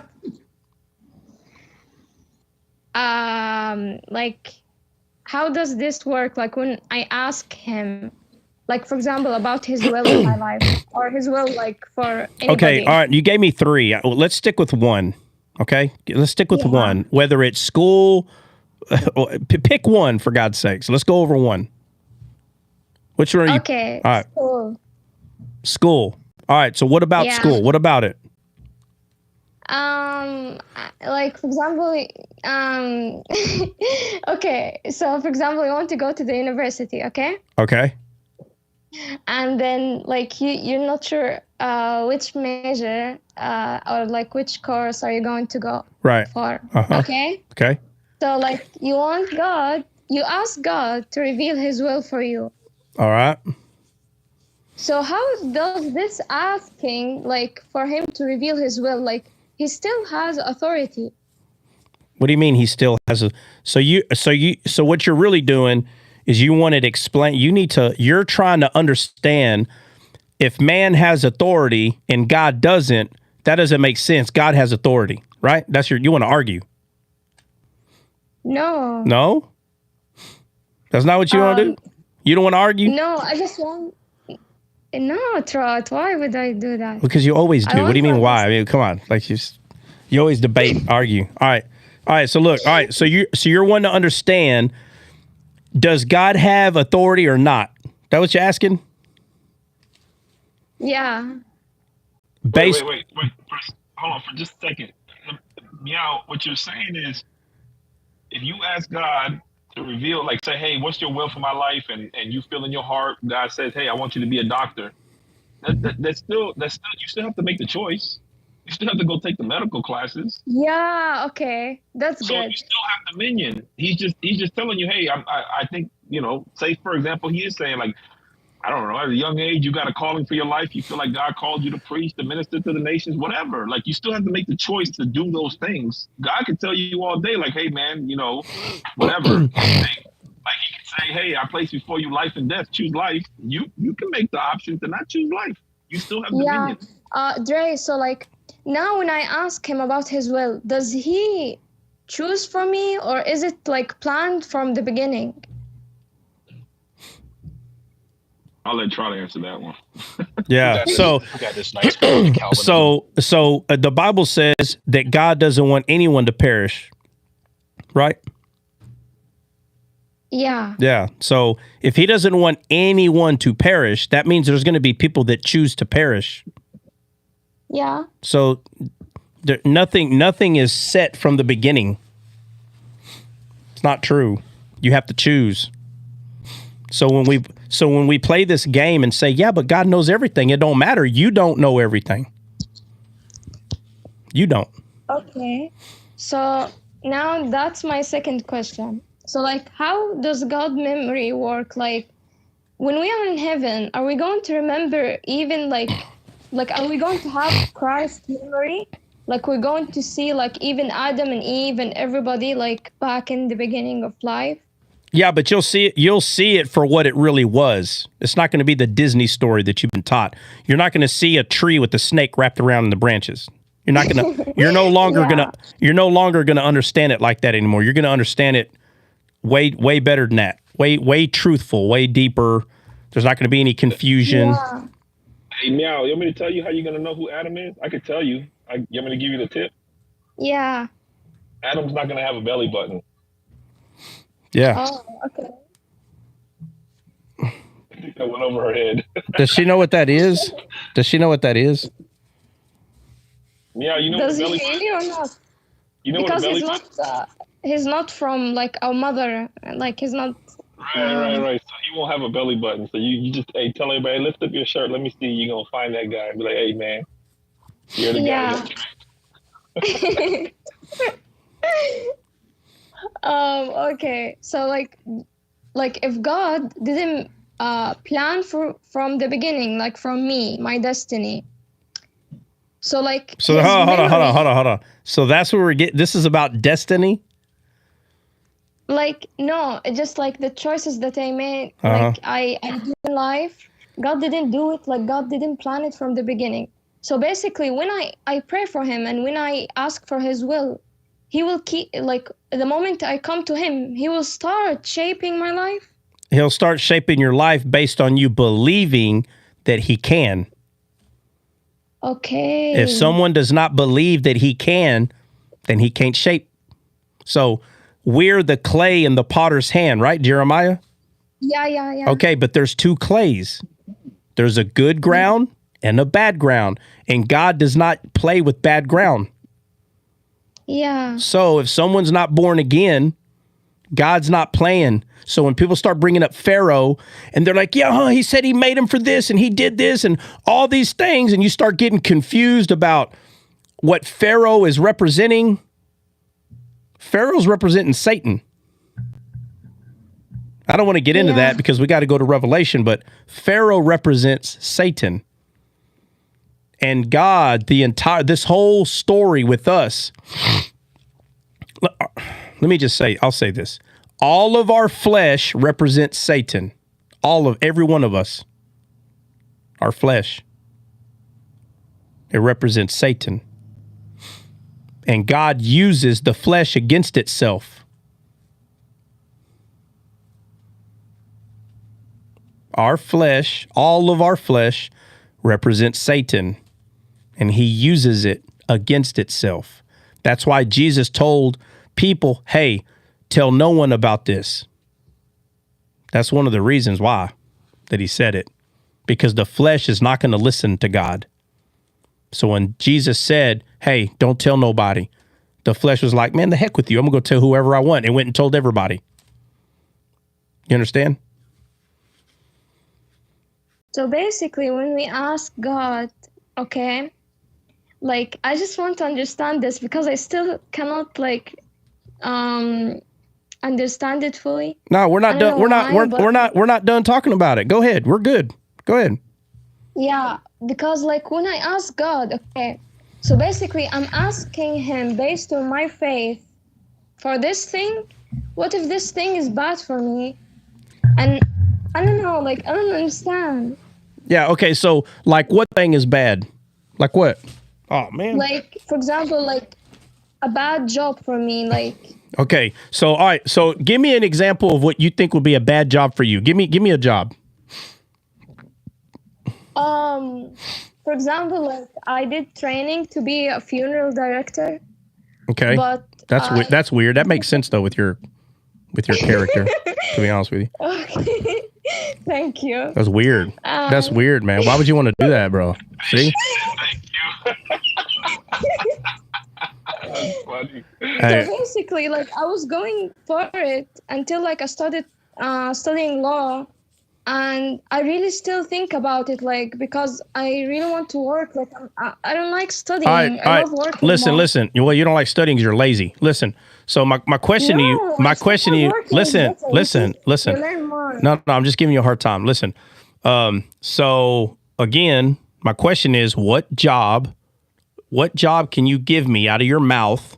Tell me a job. Yeah. Hold on. Tell me a job that you know for a fact would not be good for you to work in. I don't know. You don't know? Maybe. Yeah. How about listen, how about hold on a second. How about someone that leads other people into combat? Would that be a good job for you? To what? Do you know what the word combat means? Combat, war, combat. No. Do you know what war is, for God's sakes? Worry? War. To kill people. Oh, okay. To kill people. Yeah. Okay. Don't say that in TikTok. I don't know any other words to tell you. Okay. So let's say they offered you a job to do that. Let's say oh my God. Let's say they offer you a job to do that. To send, you're going to be in the very beginning. You're going to war and your job is to kill. Are you the right one to choose to lead people into battle? I think I like army, but I think I need to try it first. Like I cannot just say no. Okay, but I'm not telling you what to say. I'm asking you, do you think that'd be a good job? And you said you don't know. All right, so let me give you another one. I will give you one. No. Let me give you. I got to ask about this one. Do you know what a taxidermist is? No. It's a person. Let's say I go hunting. Okay. Do you know what hunting? Yeah, hunting. Yeah. Hunting, right? I kill an animal to eat it. Hunting, right? Yeah. Okay. Let's say that I hunt and kill a deer. Do you know what a deer is? Can we stop using the kilo word, please? Yeah. All right. I unalive a deer. You know what a deer is? Yeah. Okay. I love deer. No, I'm not going to hunt. No. You're not going to hunt a deer? No, baby deer. All no. right. Okay. So then now I got. Hold on. So now I got two. But after I unalive the deer, okay, I bring it to you so you can stuff it and make it look like it's still alive. Do you understand what I'm saying? No, I'm not going to do that. I'm asking you, do you understand the job? Yes, I understand. Well, explain it to me real quick. Do it fast. Like, it's basically you going to hunt the deer because I refused to hunt it. And then you said to me, you're going to stuff it. Yeah. To put things right. like vegetables. And then people put it in their house and it still looks like it's alive because they took the skin and put it over No. I'm asking you, do you understand? Yes, I understand, but no. No. Okay. So you couldn't do that job. You couldn't be a taxidermist. Yeah, I cannot be a whatever is this. Okay. All right. So would you go ask God, Lord, please let me know if I should be a taxidermist? Would you ask him for that?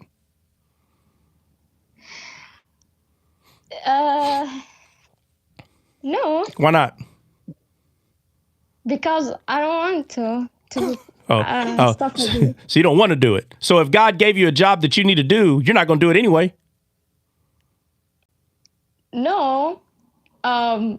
So if God told you, hold on. If God told you to be a taxidermist, you're going to tell God no? No, I'm not going to say that. But well, how do you know if he's telling you to do that or not? I don't know.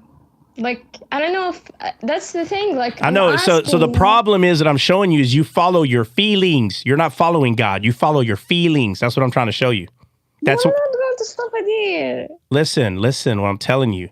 I brought up a job that I believed that you would turn down. Do you understand? I brought it up on purpose. So I brought up the war thing, and you're like, well, I don't know about that. So I bring up a taxidermist. You're like, I ain't doing that. Because you're in your feelings. You're in your feelings. If God says to do something, you don't say, hold on, God, let me see how I feel about that first. That's your problem. That's what you're doing. You're worshiping your belly. That's your belly. You do what you want to do. It doesn't matter if God's telling you to do it or not. You're going to do what you want to do.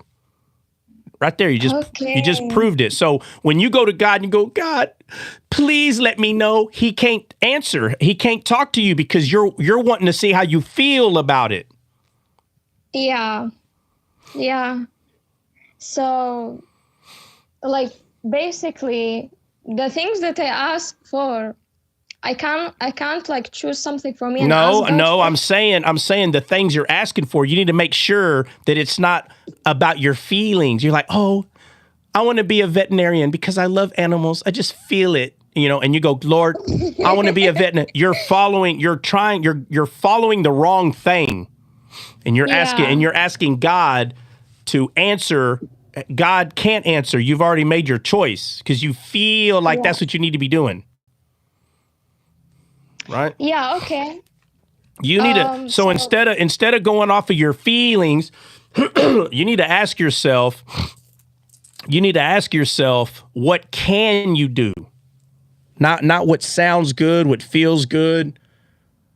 So I can't give God two choices and like he choose between them. Like I can't do that. No, that don't even make any sense. That don't even make sense. So you have to Would you say that it doesn't even matter technically what you do? Because whatever you do, no, you can give God glory. It doesn't matter. It doesn't matter.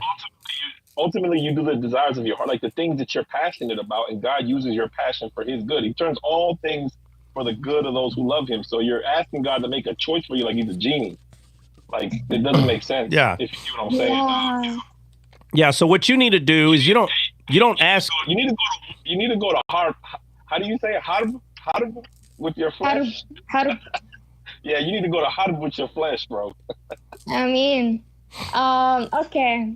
So what you need to do is you need to find out what you would like to do. Not how you feel about what do you think you want to do, and then you go to school. You don't have to ask God, is this going to be a good career? Listen, let me ask you this. If I go fishing, okay, because this can get crazy. Yeah. If I go fishing and let's say there's 5 lakes that I can go fishing. If you're not careful, you'll have some people do this. They'll say, before I went fishing that day, I said, Lord, out of the 5 waters, which one should I go to? And God told me to go to number 3. And there I met my wife, right? So let me tell you, when you start playing around with that, you'll never make a decision. You'll never make a decision. You say, it's God makes all my decisions. That's not true, bro. That's not true. Listen. It is possible that at times, let's say that I'm going to go to lake number 2 and I'm driving over there, and for some reason I just feel like, you know what? I'm just going to go to lake 4. And you're like, I wonder why I want to go to lake 4 so bad. Like I really was going to go to 2, but for some reason, and you're just being honest with yourself, and then you go to lake 4 and you start talking to someone about Jesus over there. So yeah, of course it's possible that God could say, hey, maybe, try going to lake 4. And you're like, you know what? I'm going to go, but I've been saying I was going to go to lake 2 for the past 2 days. And now all of a sudden I feel like changing my mind. Of course those things, but that's not every day, bro. Every day God's not like, go do this, go do that. That's a lie. These people come in here and God is telling you what to do. No, bro. No, not every day, every second. That's not true. That is not true. Now, what is true is God is telling you to be kind, be loving, be forgiving. That is what he's telling you to do every day. But he's not telling you to go every day. What grocery store? Bro, people, we would lose our minds. No, it's not. That's not true. That's not true. You're not a robot. I was telling you about the pastor that was at that church that one day. He was like, I get up every morning, I ask the Holy Spirit in front of my closet, what am I wearing today? Bro. And the Holy Spirit dresses me every morning. The Holy Spirit dresses me. The Holy Spirit dresses me every morning. Holy Spirit, what clothes should I wear? This is getting stupid, bro. Now you got to ask him what clothes to wear, for God's sakes. It's crazy. Look. The only thing he helps you with is ultimate for his glory. Right. So God's asking for things for selfish. Yeah. So for anything selfish. Yeah. So if you want to talk about God's glory, right, which is his will, God's will is for us to be saved. And then once we're saved is to become like his son. That's his will. All this other junk, what car you buy, what clothes, where you're going to go to school, bro, just make a decision for God's sakes, and God's there and he'll help you through it. You don't got to ask him everything, every step of the way thing. You don't got to do that. Lord have mercy. You don't have to ask him. You don't have to. Huh? I heard a pastor say one time, God gave us common sense for a reason. You're supposed to use it. It doesn't even make any sense the way that you're doing this. Like, you don't ask God how to wash your hands, if you know what I mean, in the bathroom. Like, hey, God, how do I do this in the bathroom? Come on. Should I go like this? Should I use this hand? Like, come on, guys. Like, God gave us common sense. He gave you a brain so that you can use your brain.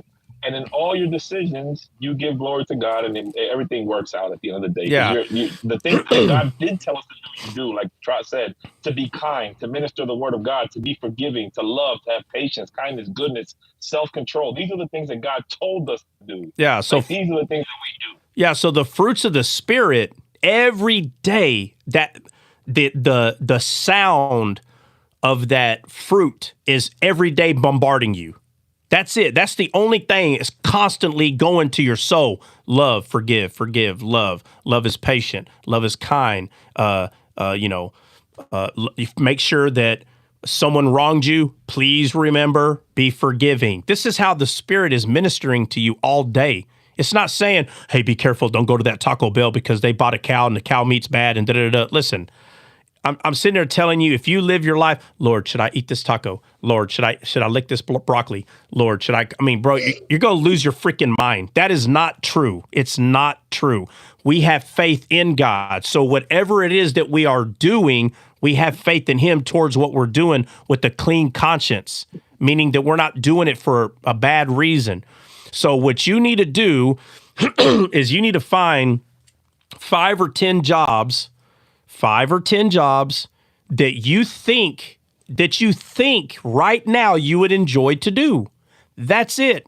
Once you find those 5 or 10 jobs, then you get online and find out, what do I have to do to become this? That's what you do. And if one of them says you got to go to school for 15 years and you're like, well, I don't want to go to school for 15 years, then you mark that one off because that's not what you want to do. And then before you know it, you're going to whittle it down to 2 or 3. One of them's going to say 6 months of school, maybe it's a certificate. The other one's going to say 1 year of school because it's a bigger type of certificate. And the other one's going to say bachelor's degree. Like you got to go to school for 4 years for that one. And then now you got to ask yourself, grace. And then you got to ask yourself, am I lazy, or do I want to put forth an effort to get the thing that I want to do? And then you go do it. That's what you do. You don't have to sit there and think that God's going to somehow show you that. Be careful with these people that are telling you, and I said, God, which one should I do? And a bird flew over my head, and it said, go to Texas University and make sure that you go to the medical system for 4 years, and then after that, you're going to go. That's a freaking lie. It is a lie, dude. That's not true. That's not how that works. What you could do is say, okay, Lord, I want to do one of these 5 things, and every one of them, I got to go to school for 4 years. You know what he's going to say? Faith without works is dead. So you can sit here and say, I know I can do it. I know. And you don't never go to school, then it's dead. It'll never produce because you're not going to school to do it. All this stuff is simple. You choose. You have dominion. You choose, okay, this is what I want to do for a living. And then you got to do whatever is required to get that job. Period. The end. That's it. And then once you get in that job, let me finish. Hold on, let me finish. Once you get in that job, you got to listen. There's other people in the room listening to this. Meow, calm down. So once you get that job, hold on. Oh my God, hold on a second. Once you get that job, let's say you don't like it. You know what people are going to make you believe? You should have asked God. You should have asked God, bro. That is completely wrong. If someone thinks they might like it, and they learn the hard way and say, you know what? I really don't like it. That's life, for God's sakes. It's okay. You tried it. You don't like it. So, all right, Lord, what do I do now? You know what he's going to say? Make a list of 5 things. All right, which one of these do I like? Let me tell you this. If you think you might like something, go hang out with people that do it. Use your head, for God's sakes. Go find someone that does that job and sit down and ask them questions. Say, hey, so what do you do on this day? Do you get weekends off? Yeah. Is there such thing as overtime? You can learn through that. You're like, you know what? That sucks. I ain't doing that. That's not hard. Use your head. You don't go to your prayer closet. Lord, there's nobody in the world that does this job. I can't talk to no one but you. That's a lie. It's not true. There's people that do it. You have to stop being lazy, get off your butt, go find the people that do the job that you want to do, and then ask yourself, hey, all right, I hung out with them for a couple of weeks. I asked them every question I could. Do I want to do that or not? And you got a choice to make, period.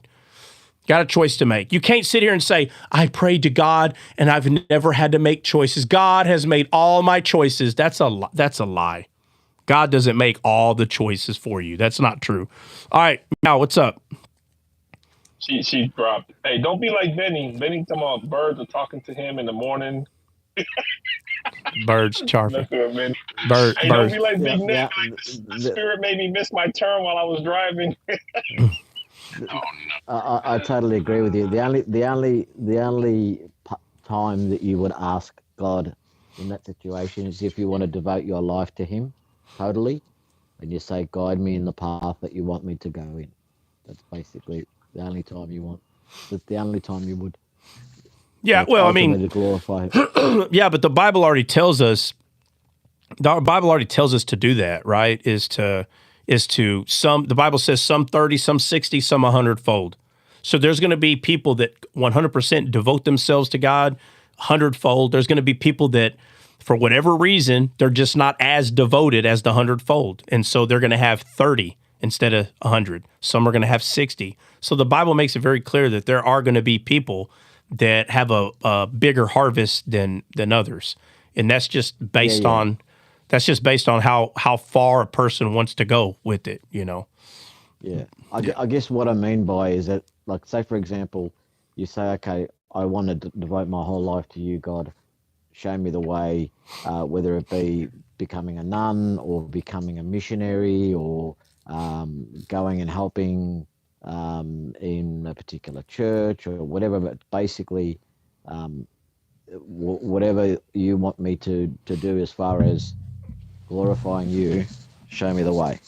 Well, as far as every other little thing, as far as other secular things in this world, then just do what you got to do. He's not going to help you with your secular life. Yeah, well, he's not gonna make choices. He's not gonna make choices for you either. You have to make choice, right? Let's see. Jesus loves. Hold on a second. Jesus loves. Would you say, hey Trot? What does that mean? What does what mean? What does what mean? Love.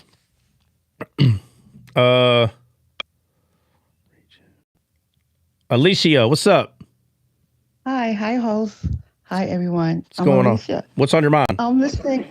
I've been listening to what everyone's saying.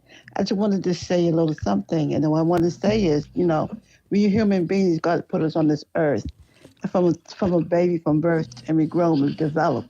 And when you come to be a teenager and an adult, you have your mental state, you have your brain, you know what's going on. God is going to judge you from your heart, not from what you do. If I want to give you something to please God, God knows I'm doing that to try to impress him. You cannot impress God. You got to do things from your heart, and God reads you from your heart. We're here to do what we feel to do that we know is the right thing to do. Is to do that. God judge us for our action and what we do. We can't depend on God for everything. We have to suffer. We have to go through whatever we got to go through to make it through this world. But you can't blame God and ask God for everything. You have to do that on your own, and you will be judged to him. And, like I said, you just can't think that I'm going to do a job or do this and give it to you, or give you, or do whatever I'm going to do because it's the right thing to do it, because I think God wants me to do it. I have to want to do it from my heart. And I am not fooling nobody but myself, because God's going to reach you. I don't care if I bless everybody on TikTok. That don't make me a good guy. That make me just a person that's just gifting, just because I have it to give. But if you give it from your heart, that's when you're being acknowledged for who you are. Yeah. That's what I have to say. Yeah, no, I don't have anything wrong with what you said. You're basically just saying that we have a choice to make and going around and saying, hey, God, make this choice for me. I mean, that'd be great, but that's not real. Our parents cannot make choices for us. So if I decide to go in my room as a teenager and not study for my test, you can keep lying to your parents. Yeah, I'm studying. They can't go in there and study for you. You have to study, right? So choices have to be made. And the sad thing is, as we grow, we can look back and say, oh, man, I probably shouldn't have chose to do that. I probably should. And then we can use religiosity, which hurts all of us, and say, see, I should have prayed to God about that. Now we're blaming God, that the reason I didn't make a choice, the right choice, is because I didn't pray to God for it. When the truth is, it comes down to common sense. So you go to this job, and let's say you work at a supermarket like Walmart or H-E-B or whatever, and they tell you, hey, we just want you to push carts. And you're like, what's that? Anytime all those carts things get full, push the carts back over here. And you're like, see, God didn't tell me to do this. No, you're lazy.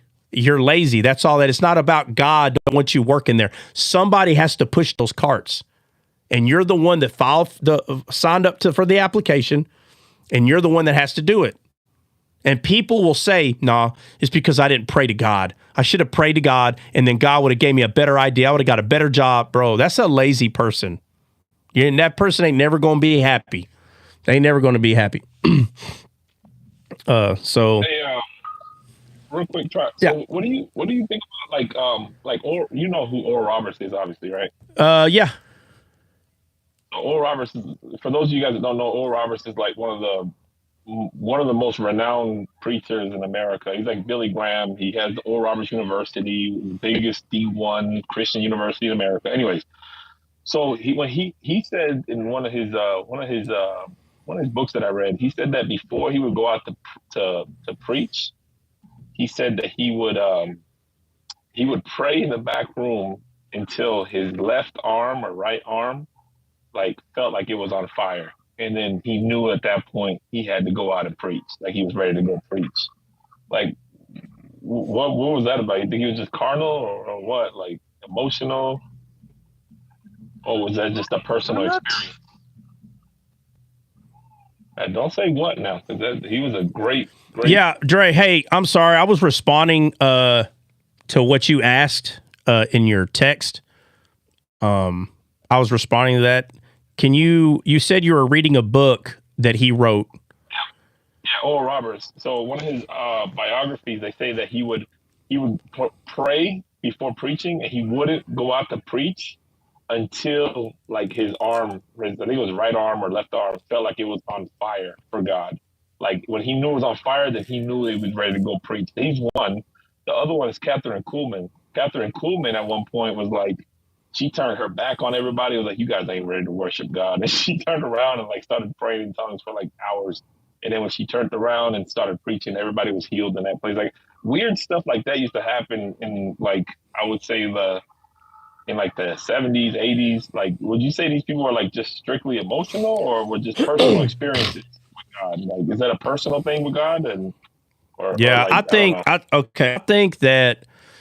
So let's say a person wants God to like use them in their life, okay, and a person's having a hard time like believing. I don't know what it is. Something they have a hard time believing something. So they say, Lord, forgive me, but I believe if this happens, then I know that then I could go minister. So a lot of this stuff comes from the Old Testament. They call it the Gideon's fleece. That's what they call it.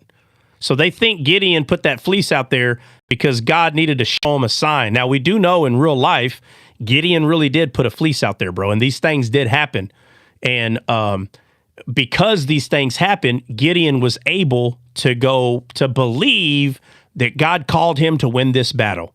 And so people call this a Gideon's fleece. All right, Lord, if this thing's going to happen, let this happen. Like it'd be a very specific thing. And then let's say you said Oral Roberts talking about he's not going to go do anything unless his right arm feels like it's on fire. So let's say he's reading scripture and he realizes that Jesus is the right arm of God. And if his right arm then he knows right now's the time, go ahead. And sometimes in a very weird way, if that's what God has to do to get you to believe that you can go minister, then sadly, then those things can happen, man. They really can, because you're ignorant to the word. And so God has to do this thing because that's the only way you're going to believe. And it's very sad, to be honest with you, but it's not wrong, because we do live in a flesh that it's hard sometimes to overcome that. And so, and when I say it's not wrong, I'm saying it's not wrong to like say, Lord, are you sure? Like, am I sure? Are you sure? Like, that's not wrong as a human. But where the issue comes in is to ask God to make something happen to your physical body so this thing can happen. Fine, you can do that, or you can just believe what God said, that you can do it because he's there. So it's a very, I guess it's like, we could say that it's like a lack of maturity. Yeah, in the spirit. that's what it is. Yeah, that's all it is. Yeah. So, but when you say Oral Roberts was immature, you say that, it sounds crazy, but bro, all of us are getting better. So Oral Roberts and all these older cats, bro, a lot of them were just being genuine. At the time, if they didn't understand something, they just didn't understand it. I don't know what's wrong with admitting that there are people in the years ago that were trying to figure this out. Like, where did we miss it? How come we don't understand how to do this? What's the problem? And little by little, you get in the word more and more, and you start understanding that. Like, look at what's that one guy? Was it Lake? Was his last name Lake? No. The one that had the revival in Florida? The one that John G. Lake. Yeah, he was one of the ones. Is he one of the ones that did a lot of healings? Yeah, he's one of them for sure. Oh, yeah, Lake and it's Lake and Wigglesworth. Remember Wigglesworth? Wigglesworth. Yeah. All right, so those Lake Curry. Yeah, so those two dudes, bro, they're really weird. Like, one of them, like if you went to go visit that I can't remember which one it was, but if you went to go visit one of these guys, if you had a newspaper in your hand, he would tell you, hey, leave that out there. Don't come in here with that. his food work. Yeah. So, but, Allen was another one too. well, there's a handful. Well, I don't want to talk about all of them. There's a handful, and the point is, they all had a weird thing. They all did. There was stuff that was weird, but the reason that they did that is because they knew that something like. Have you ever seen a movie Somewhere in Time? No. Has anyone ever seen that movie Somewhere in Time? Hey, Truck.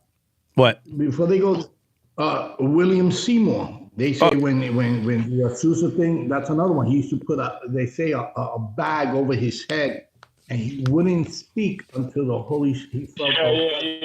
Yeah. There's a guys. Do me a favor. Let's not bring up everyone. We'll be here all day. Okay. The point is, they all had a weird thing, bro. All of them that they would do. So there's a movie called Somewhere in Time. What's the guy's name that played Superman? Christopher Reeves, right? The original. Yeah. Okay, so he plays in a movie called Somewhere in Time. In the movie, he starts believing that he can go in the past, okay? And I don't want to ruin the... All right, if you haven't seen the movie, I'm going to ruin it, and I apologize. 1980 film, bro. It's old. That's it's an old movie. So the whole point of this movie is he believes that he can go in the past, and he does. It worked. Okay. But the thing that was told to him by a doctor in the movie that helped him do this is he's like, look, you have to play the part. So if you want to go back to the 1920s, this is how you have to dress. He says, do not take anything to that time when you go. Don't take nothing, because if you look at it, it will bring you right back to this time. And so he went to the other time. It worked, okay? And he met the love of his life and all this stuff. And he's playing around. If you know 1920s, they wore a lot of like vests back then. And he's playing with these vests. And he put his finger in the vest, and he felt something, pulled it out, and it was a 1980 penny. And as soon as he looked at that 1980 penny, he ended up back in 1980. And now he's like, no, it's too late. It's too late. The guy told him not to do it. So the prophets in the old did a bunch of weird stuff. The people that we're talking about, Wigglesworth and these guys, Lake, they did weird stuff. And the guy that I was bringing up about the newspaper, they had this belief that if you brought a newspaper in and it was sad news about the world, that it would take their concentration off of the other world, which is God's world. So when Jesus said, he says he's a king, but he says, my kingdom is not of this world. So these guys try to stay in the spirit. They try to stay soberly minded.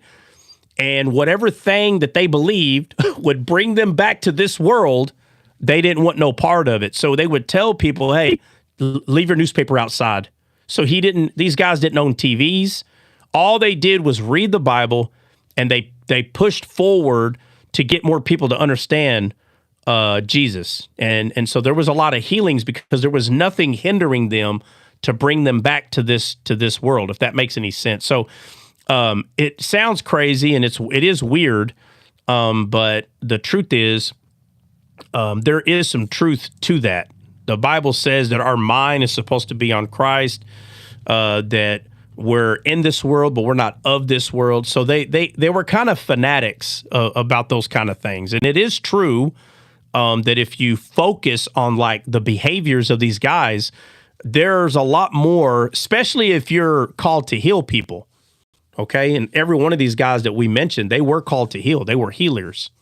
And one of them, if you go, all you got to do, this is history, American history.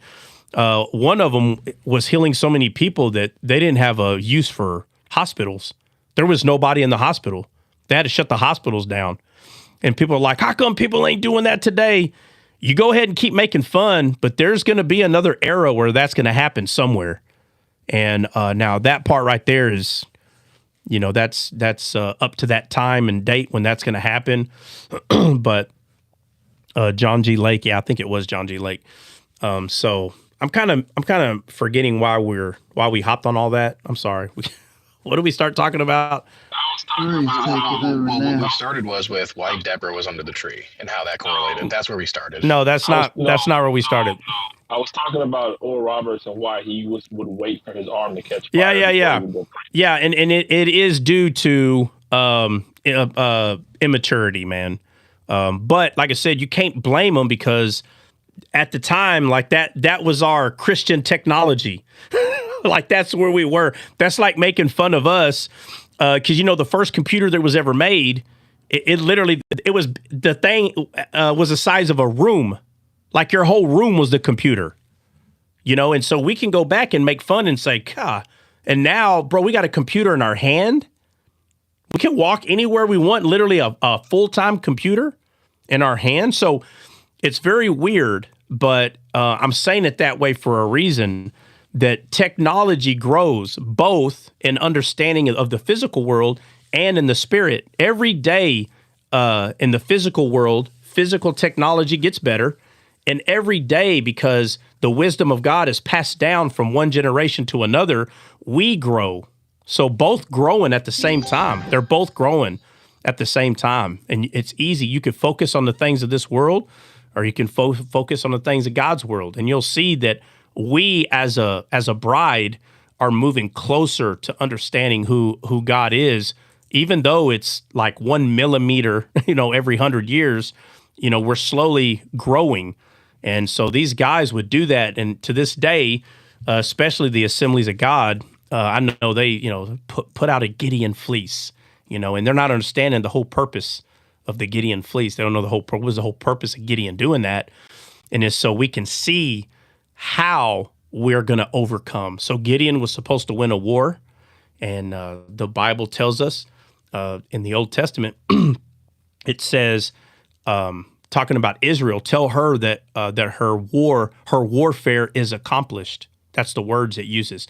Tell her warfare is accomplished. Basically saying the war is over. And it was all pointing to Christ. That our war battle that we think we're in, Jesus already won that war. The war is over. It's a done deal. Satan is a defeated foe, and we're not supposed to put out a Gideon fleece to say, Lord, let me know the answer to Gideon. The whole point of that is that the war that we're supposed to win, which is over our flesh, we're going to win. Why? Because Christ came. That's the answer. That's the whole point of that. It's not to teach you what you're supposed to be doing. You're not supposed to. It's not. Jesus didn't come so you can put out a Gideon fleece, bro. That's not. He didn't come so you can take your neighbor's smelly shoes off and wash their feet in water. They go, yeah, see, that's why you do it, because it's hard to, and people's feet sting. That's the dumbest thing. No, that's not why. So ignorance caused people to say, I'm not going to go preach unless my right arm's on fire. You don't need your right arm. You don't need your physical body to feel like it's on fire. The arm that reaches out to receive the Spirit is not your physical arm. Your physical arm is not what grabs the Spirit. It's the branches. We're all trees, and our arms are branches, and that's the spiritual arm. When the Bible says it, Samson put forth his arm and picked up the jawbone. In real life, yes, he reached out his physical hand and he picked up a jawbone. But spiritually, we put forth our hand like Noah did, and we take the dove, which is representing the Spirit, and we bring her into ourselves. We bring her in like Jesus showed us to do. Jesus received the Spirit by faith. We all receive. And I don't know why people think that when Jesus received the Spirit that way, they think that he didn't have the Spirit before. No, the way he did it, and that's why they talk about, see, you have to be baptized in water. No, the baptism was for John. The baptism was for John. The point is he received the Spirit by faith. That was the whole point. And they put them together. See, he went into the water, he got baptized. No, he already had the Spirit. He already had the Spirit. He didn't have to go do any of that to get the Spirit. It was just a prophecy that was going to be fulfilled. That's it. It was going to be prophecy. The prophecy is in the story of Noah's Ark. Let me see. Oh man. So, all right. Where were we? 1 Kings chapter 10, verses 1 through 13. Hit it, Hulk. Or Nina, sorry. Hit it, Nina. Who's going to read? I can get it. All right. All right. And when the Queen of Sheba heard of the fame of Solomon concerning the name of the Lord, she came to prove him the hard questions. And she came to Jerusalem. Hey, hold on a second, Nina. I'm sorry. Hey, why are we reading this again?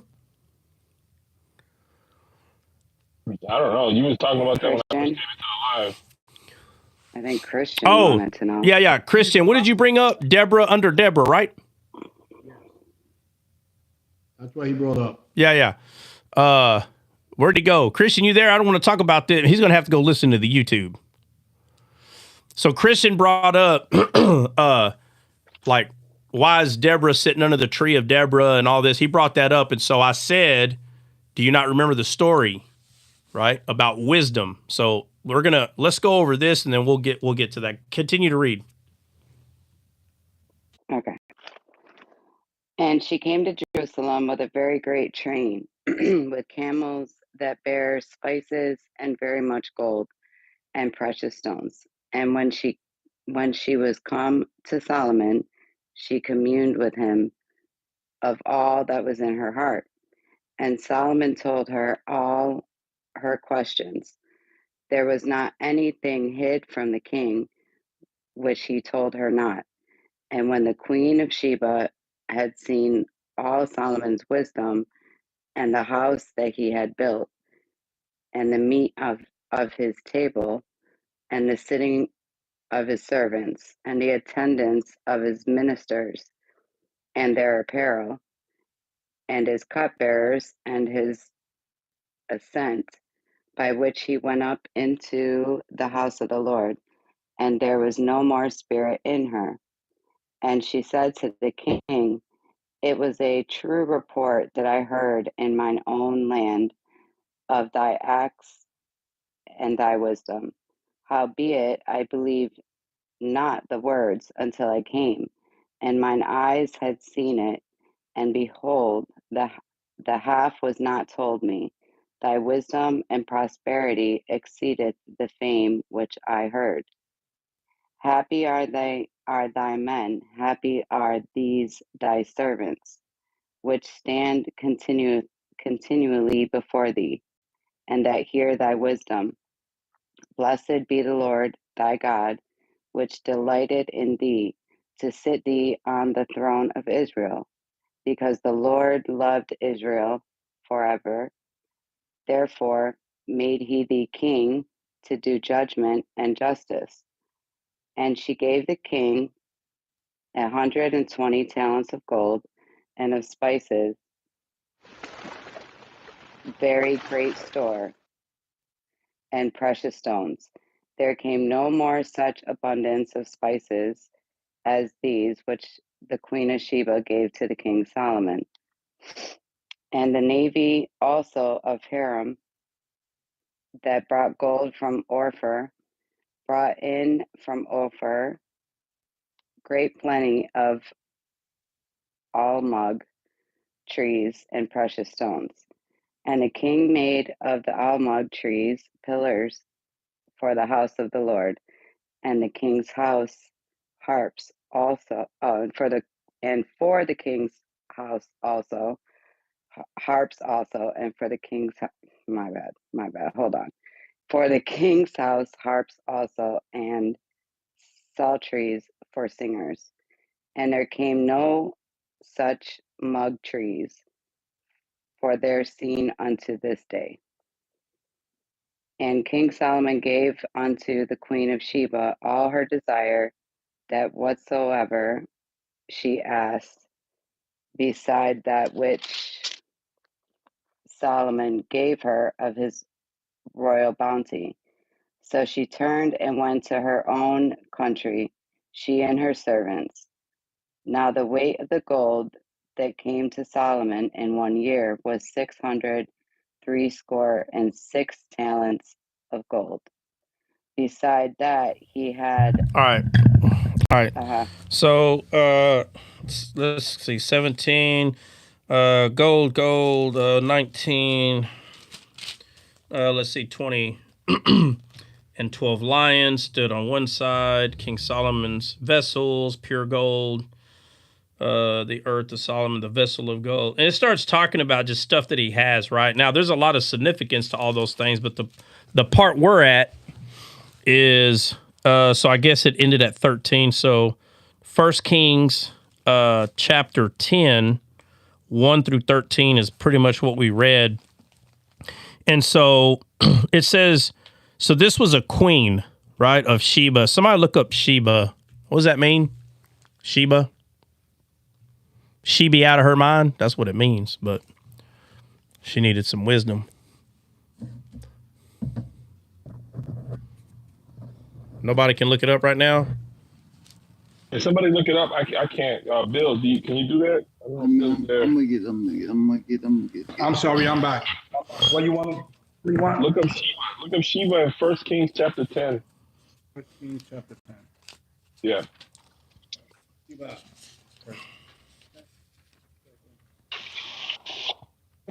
7 or oath. Do what? Oath or promise. Oath or promise. Yeah, oath or a promise. Yeah, so it says, and when the queen of Sheba heard of the fame of Solomon, so when the oath or a promise heard the fame of Solomon concerning the name of the Lord, she came to prove him with hard questions. It's H7614. It says 7 equals Sheba equals 7 or an oath. Yeah, oath. We can use oath or a promise. Okay, so Christian, you back yet or no?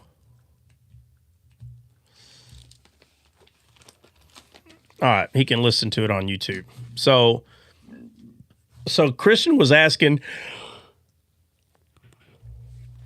in the book of Judges, it talks about Deborah sitting under the palm tree of Deborah. And he was like, where did you get the idea that, how did you correlate that with wisdom gets wisdom from itself? Well, first off, there's plenty of places that talk about it, like in the Psalms and the Proverbs, that talk about that wisdom is its own thing. Like none of us are going to sit down with wisdom and tell wisdom which direction to go, because wisdom gets wisdom from itself. And so Deborah, right, meaning honeybee, which honey correlates to the sweetness that we get from God when the tree is cast in us, which is Jesus. It's a lot of deep things that all of them are connected. So it's not one thing. But the reason why I brought this up is because there's a lady that hears about Solomon's wisdom. So she goes over there and she's like, man, let me test this guy's wisdom. What does everybody keep talking about? When she goes over there and asks him questions, everything that he's saying is the wisest of the things that she's ever heard. So is that man's wisdom or is that God's wisdom? What kind of wisdom is this? God's wisdom. Yeah, it's God's wisdom. So if it's God's wisdom, then where did this wisdom come from? Where on earth did wisdom come from? Nowhere on earth. Nowhere. It came from heaven. And this wisdom has been here before anything was created. So wisdom receives counseling from herself, right? So you have spirit, soul, and body, which that's what God is, spirit, soul, and body. And even though they're one, and the soul of God is the word of God, which is the most inner part of him, but he honors his word, and what he says doesn't come back void. So God does not sit under a counselor. He is the counselor. He's it. So it wasn't a coincidence when the Bible expresses that when Barak went to Deborah and said, hey, I'm not going to war without you. That is a man seeking wisdom from God. I'm not doing this without you, because it's not a coincidence that it's a female. Her name just happens to be Honeybee. And then it says that Deborah sits under the palm tree of Deborah. So the name of the palm tree is Deborah. And that's just one. The Bible shows us plenty of times that palm trees represent wisdom in the Bible. There's plenty of them. There's not just one. But God doesn't receive counseling from anyone. He receives it from himself. And so when people say, well, here we go with the palm tree cult. Yeah, exactly. The palm tree just represents wisdom, right? The palm tree you see right here. This is just a man going to wisdom. That's all, but it's a depiction, right? So the in the Bible, palm tree just represents wisdom. That's what it represents. Now, when someone says, well, yeah, but it can represent this too, and I'm talking about when it is representing wisdom, okay? And that's why Deborah sits under the palm tree of Deborah, talking about honeybee. In the Bible, the land flowing of milk and honey, it's not talking about a land that has the best milk cows and the most honeybees. It's not talking about that. It's talking about spiritual revelation. So it's not a coincidence that it's a female. In the Old Testament, wisdom's always feminine. It is in the Old Testament, not the spirit, the attribute of one of the spirit, wisdom, that attribute. So it's just not a coincidence that it's a female sitting under a palm tree, right? And her name happens to be Honeybee. Like it's not a coincidence. Nothing in the Bible is. Now things in this world, tell that to my husband. Yeah. Guys, first off, Descaled is a show, right? And when you have a show, you need an emblem or something that someone can look at to recognize, oh, look, that's Descaled. That's all it is. Okay. So, I don't know why people get weird with emblems like this. This doesn't represent God. This is not doctrine like that. It's not like that. It's just, that's the emblem of our show. That's it. That's all it is. The same Bible. We're not reading a different Bible. We're not creating a different Bible. So if anybody's confused, which I don't know why you would be, like everybody else can have a emblem for their show, but Descaled can't. It's just really weird. Like there's nothing wrong with doing that. There's what did I am here. Okay, well, if you missed all that, Christian, you can go listen to it on YouTube. It'll probably be uploaded sometime today because I pretty much, in a way, finished what you asked about. Or did you catch any of it, Christian, at all? 70%. All right. The last part. All right. So anyway, what was your question, though? Just to be clear, I don't want to mess your question up.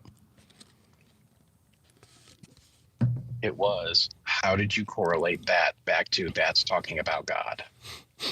So did you hear my answer or no? Not the complete answer, but enough that I think that I understood. All right. So, okay, hold on. How did you correlate that's talking about God? What do you mean? I'm going to act like I don't fully understand your question. In the recording that we played earlier this morning, mm-hmm. It was talking. Well, about, I didn't hear the recording, but go ahead. Yeah, it's been so long now, I forgot exactly how it went. But you're talking about wisdom, and you're talking about how there's no God that created God, and then and then somehow we got to Deborah. Where is that? Isaiah 43 is what he was talking about. Isaiah 43. Well, just go to Isaiah 43, read it.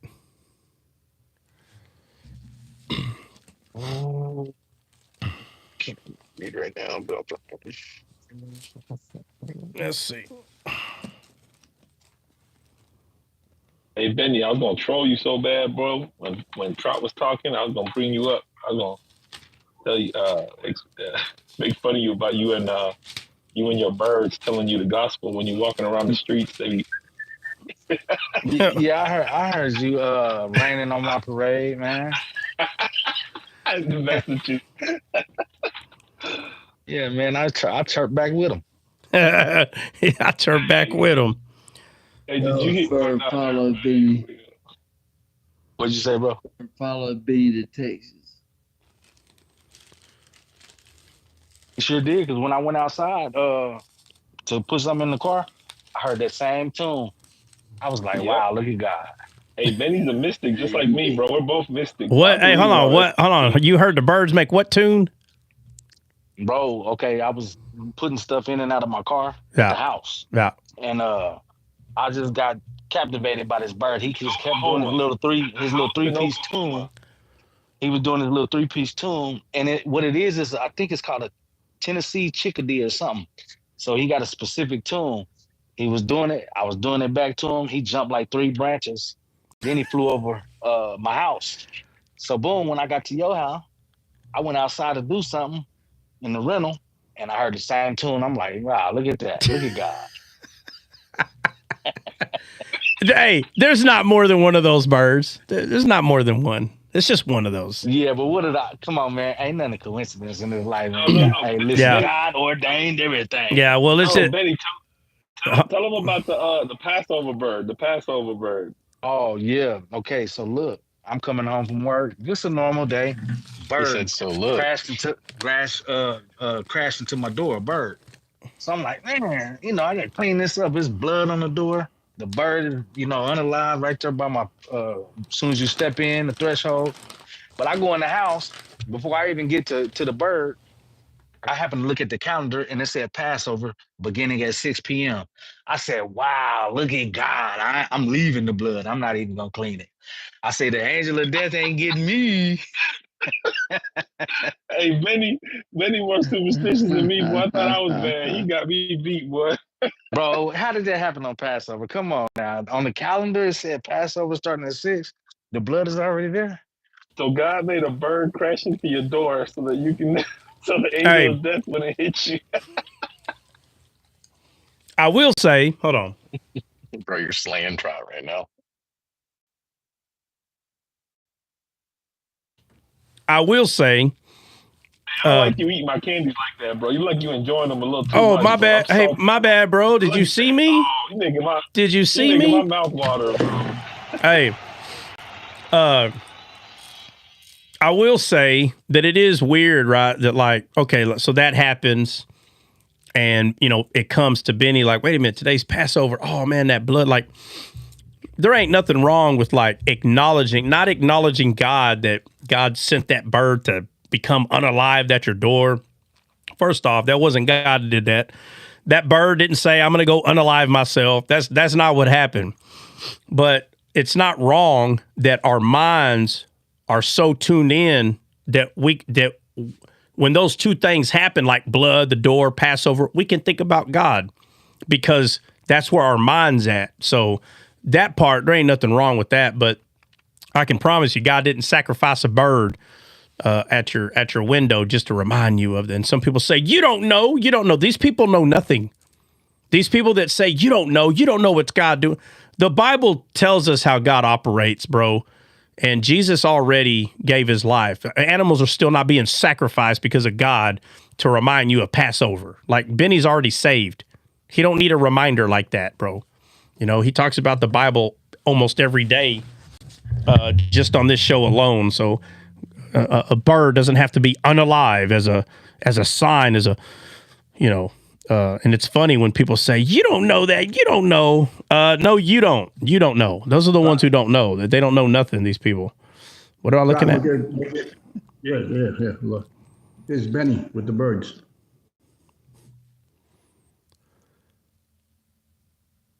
Yeah, and so when I was at the house and the bird was whistling, I was whistling back at it. He jumped a branch.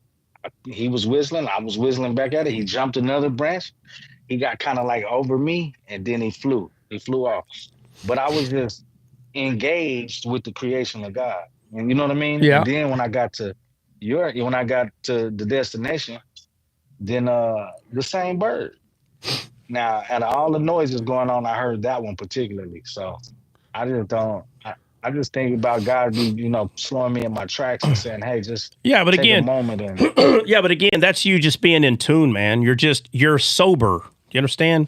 You're soberly minded. You're thinking about God. So anything that's happening, you're acknowledging God through those things, right? But there's nothing wrong with interacting with the bird. There ain't nothing wrong with that.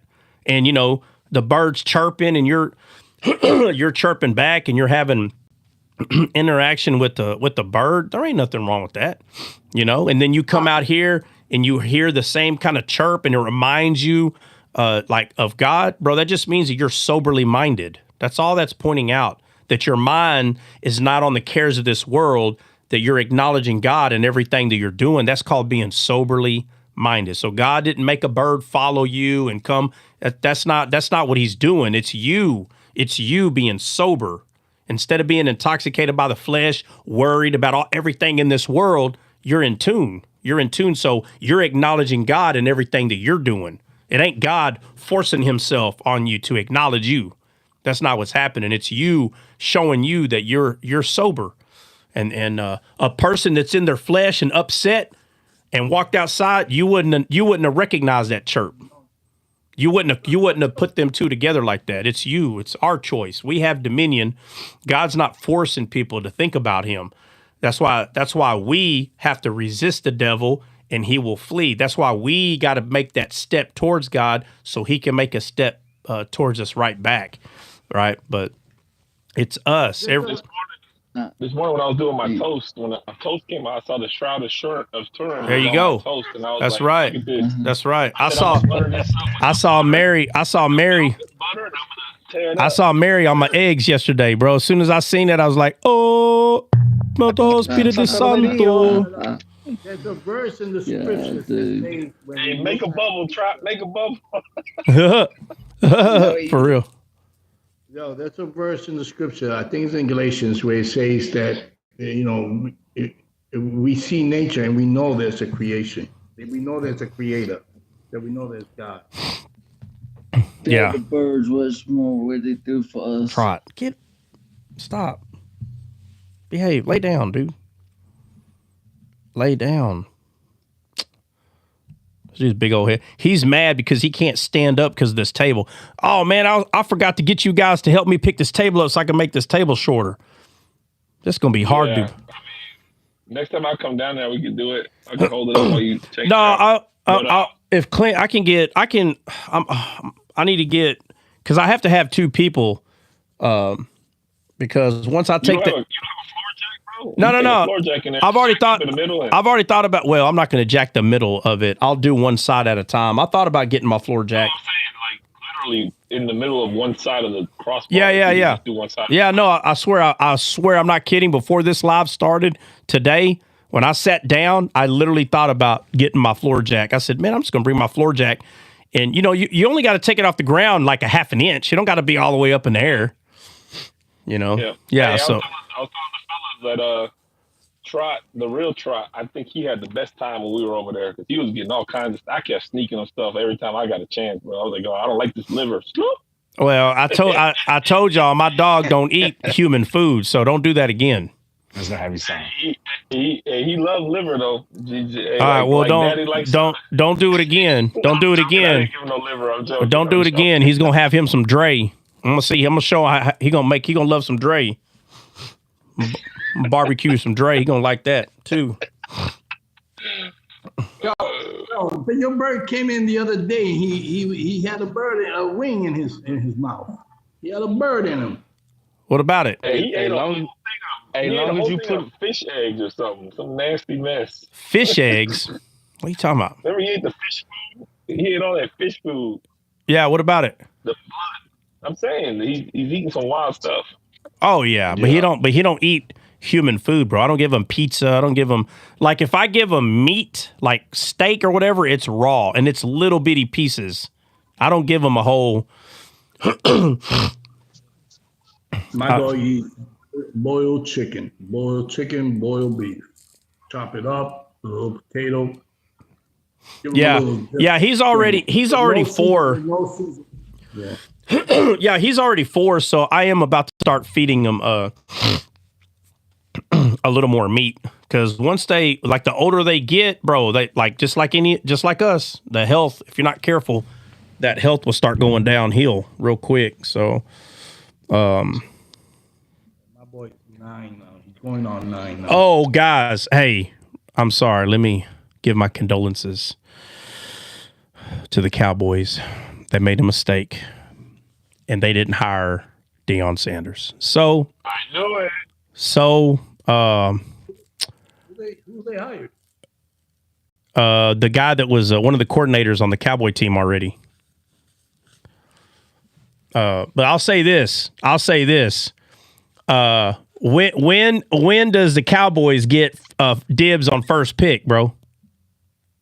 6 years from now. They hired Brian Schlesser. Yeah. So let me ask you this: which one of the Manning guys has a son that's about to play college? I don't know if it's his son. I know they got a. It's his nephew. His nephew is a big Arch baller right now. Manning. Yeah, he's already out there. Yeah, but where's he? But where's he at? Texas. Yeah, how much longer is he gonna be playing college?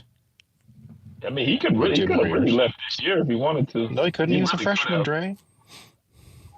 I mean, don't you have to just play 1 year in college? He didn't play a full year. Yeah, all right, so look, he's eligible to go on a draft, yes or no? I think you have to play 2. I don't remember. All right. Well, anyway, the point I'm making is there's a bunch of quarterbacks in line right now, and I went and looked at some highlight films, even some that literally like seniors. Bad. Now again, we know things change when they go to college, and then things change even more. But you can teach someone in college how to play NFL ball. I mean, it's just a matter of time. But so there's a lot of possible players. I'm telling you, if he did this to save money for that first pick, now I'm not saying that that's what he's doing, but I'm just saying that's what I would have done. I wouldn't have spent no money on a coach, and I'd be shooting for an amazing quarterback coming up and try to get that first spot. So if that's what he's doing, then okay, I get it. But if that's not what he's doing, Cowboys. If that's not what he's doing, then Cooper, Dad, what? Talking about Cooper Rush, Mick? Arch Manning. His name is Arch Manning. Whose name? Manning, the quarterback, the kid. Oh yeah, Arch. Yeah. Okay. Yeah. I'm just saying, you got some prospects, bro, that are coming up, and if Cowboys get a first or a second string or a number 1 or number 2 quarterback, I don't know. We'll see. Maybe that's what he's saving his money for. I got new info. Dre, a player has to be 3 years out of high school in order to go to the NFL. It has nothing to do with college, but it has to be 3 years. Yeah. All right. That's fair. All right. So they got to be. So they got to be at least 21. So right, 18, 19, 20. No. Yep. Well, I don't think it's 21 because it's just 3 years. Okay. Yeah, 3 years out of high school. All right. So you can get out of high school at 16. Then you can go at 19. Technically, yes. Yeah. So right now, first round pick is Tennessee, Cleveland, and then the Giants. I'm assuming Shedeur Sanders is probably going to end up going to the Cleveland Browns. Oh, man. Yep, sure is. Yeah. But Deion Sanders already said he's already telling his kid where he's not going to go. Yep. So I don't think he's going to go to the Browns. Bro, if he goes to the Browns, that means that Deion Sanders did not tell him not to go to the Browns, bro. Come on. He's gonna end up going to the Giants. I seen him already wearing Giants colors. He's already kind of said he's going to the Giants. I think he wants to play for New York. It's a good big market out there. So New York is definitely better than Tennessee or Cleveland for sure. Yeah. And then the next Cowboys are in the next one, right? No, the Cowboys are pick number 12. So they would have to trade up all the way to, I don't know. They might. I mean, that's Deion's boy. They might do it for Shedeur. I mean, I would do it. I would. That's a gamble that I would be willing to take, bro. Yep. You mean you're going to give up Prescott? Yes, times 10. Yes, 10 Prescotts. Yeah. Buy Prescott. And the thing about Prescott is, honestly, being honest, not just being a Cowboy hater, he wasn't that terrible when you really look at the numbers. I think that if they play him one more year and allow Shador to get his feet wet in the NFL here and there, by next year, if they draft him this year, you still put Prescott out there. Hopefully he has a great, wonderful year. Then he has trade value. Get rid of him, run Shador, get a backup quarterback. Yo, that would be good, but you know what? Minnesota might look into him. Everybody's looking into him. Let's make that clear right now. Minnesota's got J.J. McCarthy. They're not looking into him. Everybody's looking into him, bro. Minnesota is not looking to go with McCarthy, though. Not at all. Yeah, but everybody. He's nowhere near ready, and I don't think he's going to be all that. Yeah, but everybody. I mean, they project the biggest needs for Tennessee is a quarterback, wide receiver, edge, offensive line, and safety. So Tennessee could take them. They need a quarterback. Cleveland Brown need a quarterback, and the Giants need a quarterback. So all these people, and then the next one after that is New England. They need a quarterback, and then the next one after that, Jacksonville. After this, Trevor Lawrence is kind of trash to me, though. So I don't know. After this Super Bowl, KC gonna need a quarterback. Nah, he gonna three-peat, bro. He gonna three-peat. He about to be the GOAT. The magician. No, he's not. Brady's the GOAT, bro. Stop. Brady's the GOAT. He's not going three-peat. Three-peat's not making somebody a GOAT. No. Well, three-peat makes him different from everybody else in the history of the NFL. Oh, That's well. One. Oh, well. Two, oh, well. Number two, that would be four NFL. That would be four. Not seven. Super Bowl championships equaling. Yeah, hold on. Yeah, four, not seven. You gotta get the four before you get to seven, brother. Yeah, but it still ain't seven. So. Okay, yeah, but how many years has he been in the league? I don't know. Still ain't seven. How many years has he been in the league? It don't matter. Still ain't seven. See, now you're being dishonest. How am I being dishonest? What I'm saying is, just because you're projecting someone to do something doesn't mean they're going to do it. That's what I'm saying. So let me see. Yeah, hold on. Let me see if you can be. Let me see if you can be honest. Am I right or not? Am I right or not? No, absolutely. All right. So now hold on. So I'm glad you're being honest. Show me how I'm being dishonest. How am I being dishonest? He doesn't have. You keep saying he doesn't have seven. He doesn't. You got to get the four before you get to seven. Okay, but that's obvious. You don't got to teach me math. What I'm saying is projecting. No, it's obvious he doesn't have seven. I already know that. Oh, okay, but I'm just making. We're talking about today. We're talking about this right, year. Today. He has to win this year. He has to win this year to get three, having four, making him tied with who? Who's he tied with at that point? Joe Montana. Yeah. So the only thing he'll be tied with Joe Montana, who's known as one of the GOATs, at least at the very least. There's only one GOAT. There's only one GOAT. There's not many GOATs. Let me just finish. There's only one GOAT. So that would make him considered one of the GOATs. Number one. There's not more than one GOAT. Let me just finish. No, LeBron James is not the GOAT. LeBron James and Michael Jordan are not both GOATs. There's one GOAT. Jordan's the GOAT. There's not both GOATs. I'm just saying, it'll bro. Make him one of the GOATs. One of the. There ain't no one of the GOATs. Stop saying one of the GOATs. No. Stop it. Yes, there is. Absolutely. No. That makes him one of the greatest of all time, having 4 Super Bowls. You can say you can say a great quarterback to have won a 3-peat, and on top of that, he's only been in the league 7 years. He's 29 years old, giving him another 10 years to get another 3 championships. Right. So he's been in there 7. He's been in there 7 years, and he don't have 7 rings. So I mean, he's been there long enough. He's been there long enough to have 7. He's been in there long enough to have 7. So. Whatever. How long did it take Brady to get? How long did it take Brady to get? How long? How about this? How long did it take Brady to be the GOAT? How many years? A whole 20 years. All right, 20 years. Okay, so it takes a while. So you can project. Yeah. You can project all you want. Already, if he wins this year, he will be over halfway there in less than. Where's the disagreement? Where's the disagreement? Where's the disagreement? You're saying he doesn't have 7. I'm telling you, he's en route to being one of the GOATs. Yeah, but and having you're saying he's en route. I said, where's the disagreement that he's not en route? Where's the disagreement at?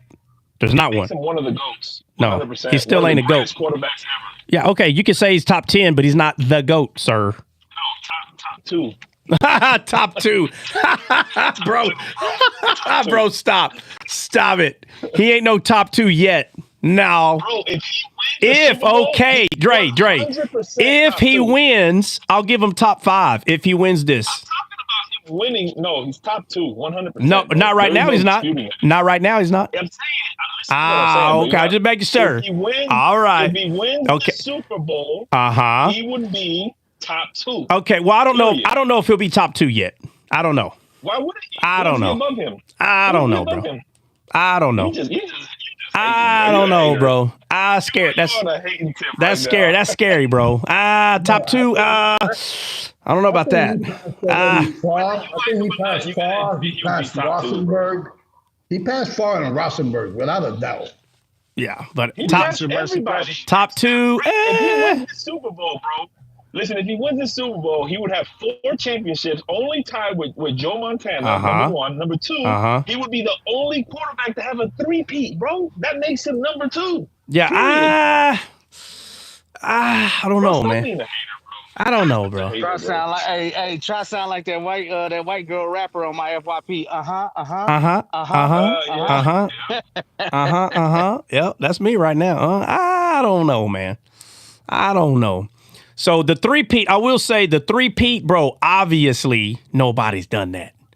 So that's amazing. That period. There's no arguing that. That's like saying that this is not a finger. No, that's a finger. So obvious. Okay. But saying that he's better than Joe Montana right now, overall, Joe Montana? He got zebras too, bro. Nah. He will be, bro. No. Let me tell you this. Not only was he better than Joe Montana, guess what? Travis Kelce would be better than Jerry Rice by numbers, and you can't deny it. Well, okay, the Jerry Rice thing, though, that's easy. Like, I don't have a problem with that. That's why Jerry Rice, Joe Montana, you have Patrick Mahomes and Travis Kelce. Yeah, no, the Jerry Rice thing, I get it. I get it. I'm with you. I get it.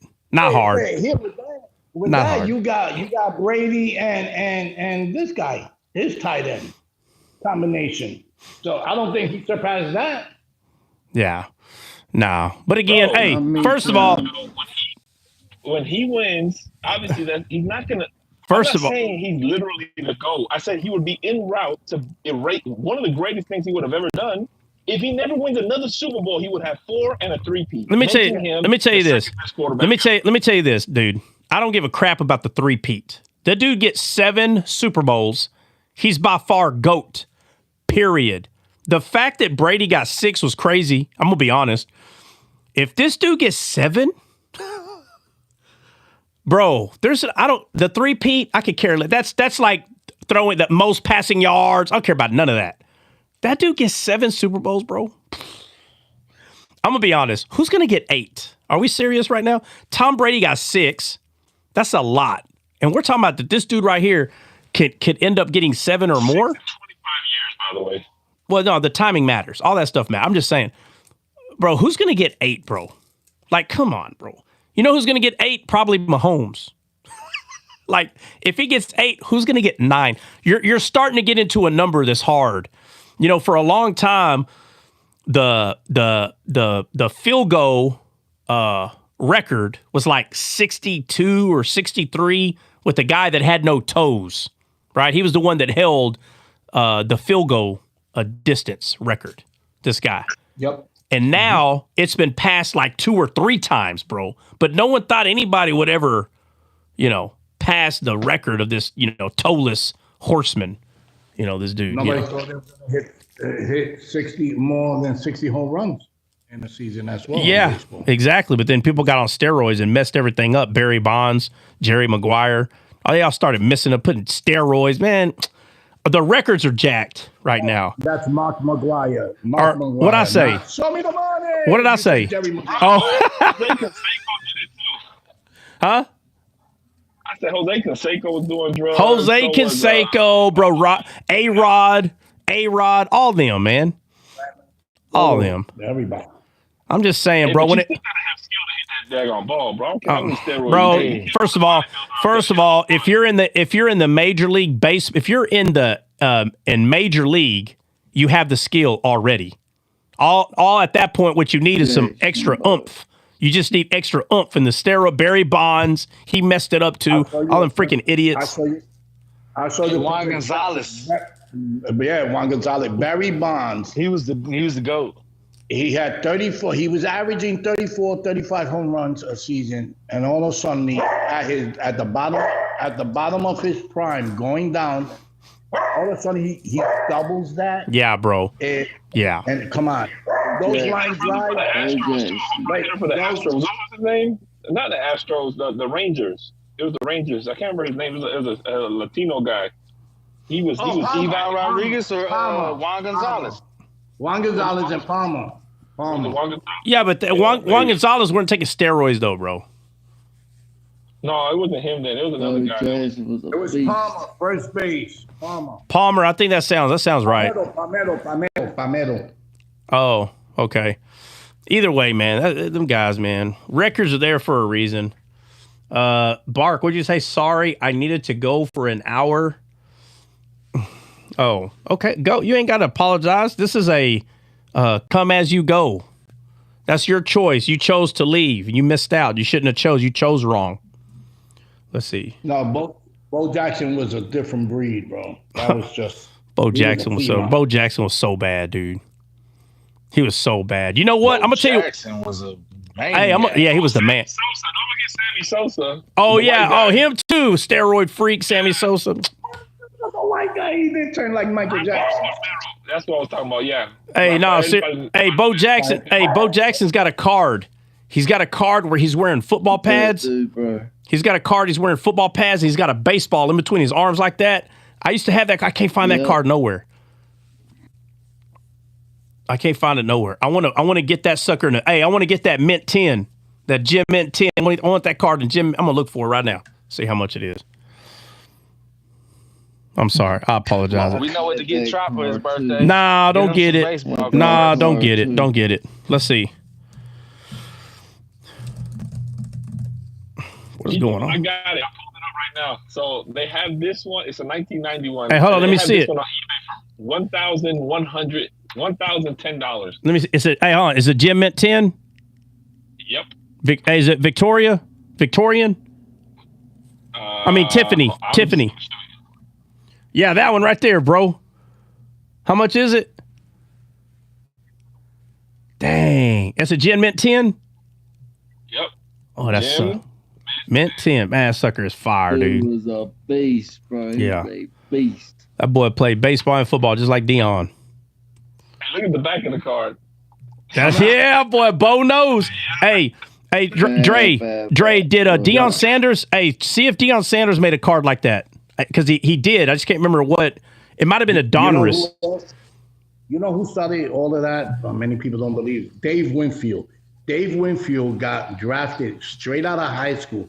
He had scholarships for all three major sports, football, basketball, and baseball.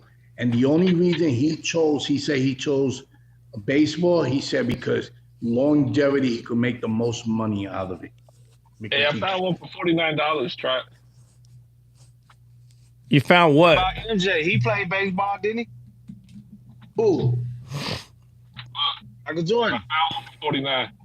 Yeah, but that was after he retired. And he wasn't that good. Hey, he still done it. Yeah, he did it. So did Danny Haynes. Remember the basketball, the guard? He also did it. He was playing golf too. Danny Haynes played baseball. Yep. Danny Haynes played baseball and golf, bro. He played three sports. Yeah, he played the NBA and Major League Baseball. Hey, Dre, look out. Dre, what'd you put up there, man? I didn't get to see it. Oh, look.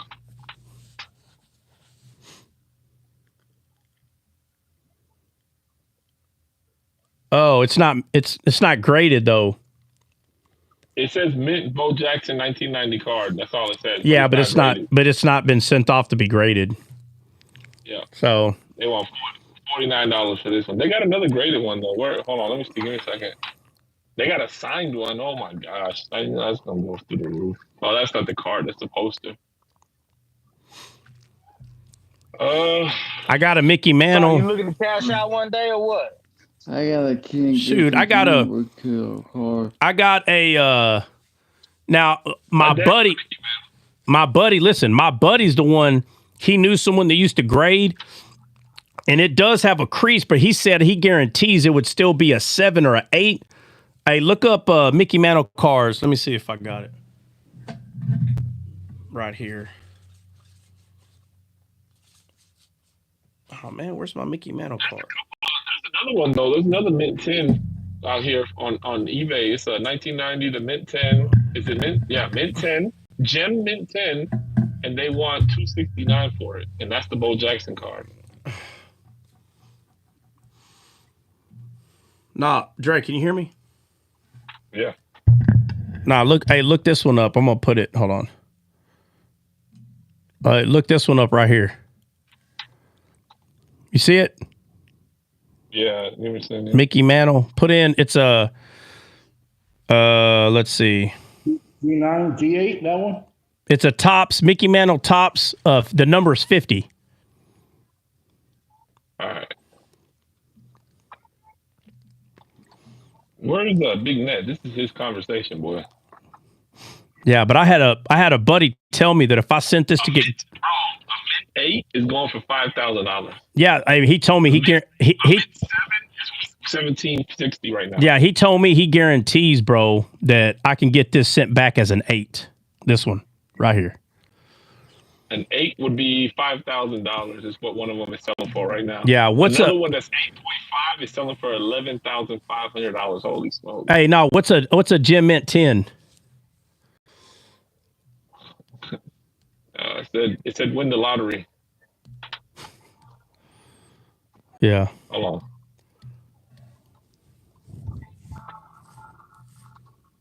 Let's see.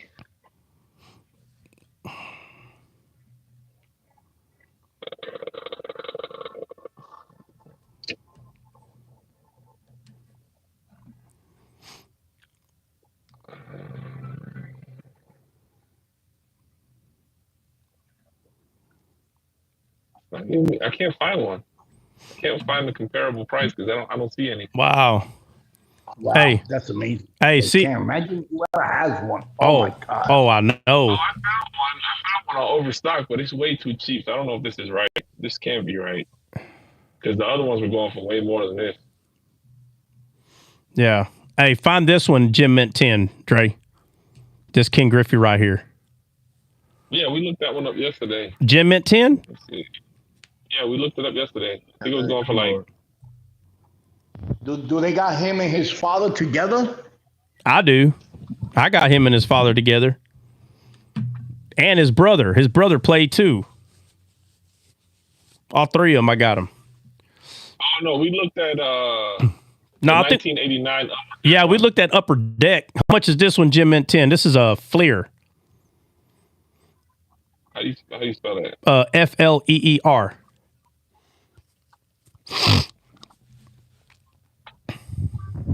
Oh, there it is. Okay, yeah. So Gem Mint 10, you can buy this. Prices vary, but I see as high as $450 and as low as Gem Mint 10. This one's going for $45. $45? Yeah. Oh, man. It's low. I thought it'd be more than that. Yeah. All right. How much would his Topps rookie card would go for? Yeah, I got that one. Hey, look this one up, Dre. 600. I'm already looking at it. No, this one. Hey, I want to know how much did. Huh? What? The one where he's holding the bat on his shoulder? Not who? King Griffey. I got that one too. Yeah, that one's 600. Yeah, I got that one. Now check this one out. See, I want to know how much this card is. Gem Mint 10. Who's that? That's Magic Johnson. Magic. Oh. Yo, I don't think. What about? Do you got anything with Pete Rose? Oh yeah, I got Pete Rose. Yep. I don't got him on my desk, but I got Pete Rose. I got a bunch of Pete Rose. That's got to be nice. Oh yeah. Let's see. What is the name of that card? Who's it made by? It's a NBA Hoops 1990 Magic Johnson. I think it's called a checklist. So 1990. Oh, the number is 367. Yeah, I found it. I found it. I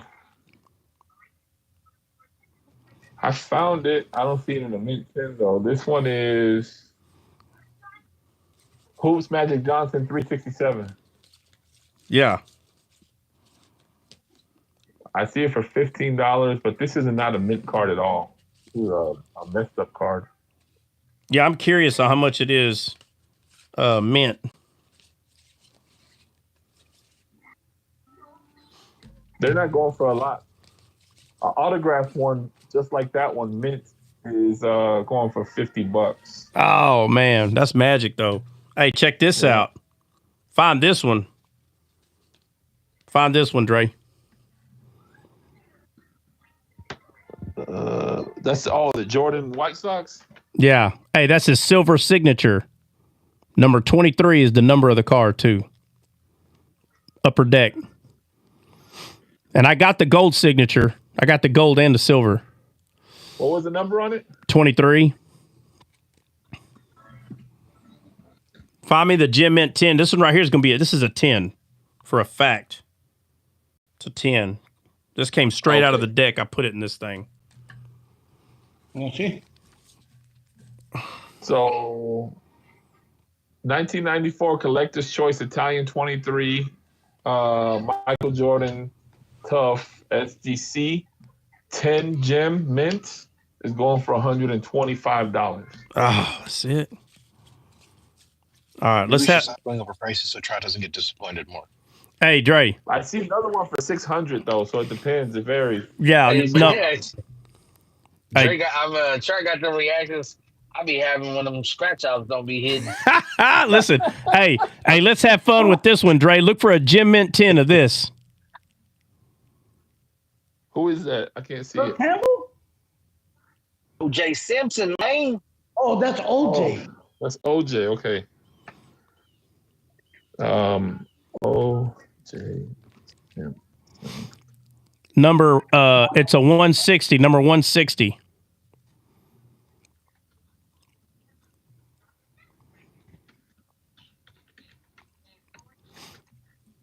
You still on YouTube, Trot? Huh? You still on YouTube? That's fine. Oh. We'll hop off in a minute, man. I just got a few cards that are really cool. Like this right here. Bro, that's a cool card. I don't care if it costs a lot of money or not. So PSA on that one, mint 10 is $2,400. Well, this is this is gonna be a 10, bro. This thing's like in immaculate condition. It's gonna be a 10. See? That's the card. Yep. And this is pro cards, and then here it is. Yeah. Yeah. I didn't think it was going to be that high. Wow. Why not, bro? He's like the greatest. He got away with some of the craziest stuff in the world. Yeah. Man. All right. Hey, Dre, do this one. Gem Mint 10. All right, hold on. Who is this? Troy Aikman. I don't think that one goes that high yet. Troy Aikman. What's the number on it? 3. It's his record breaker.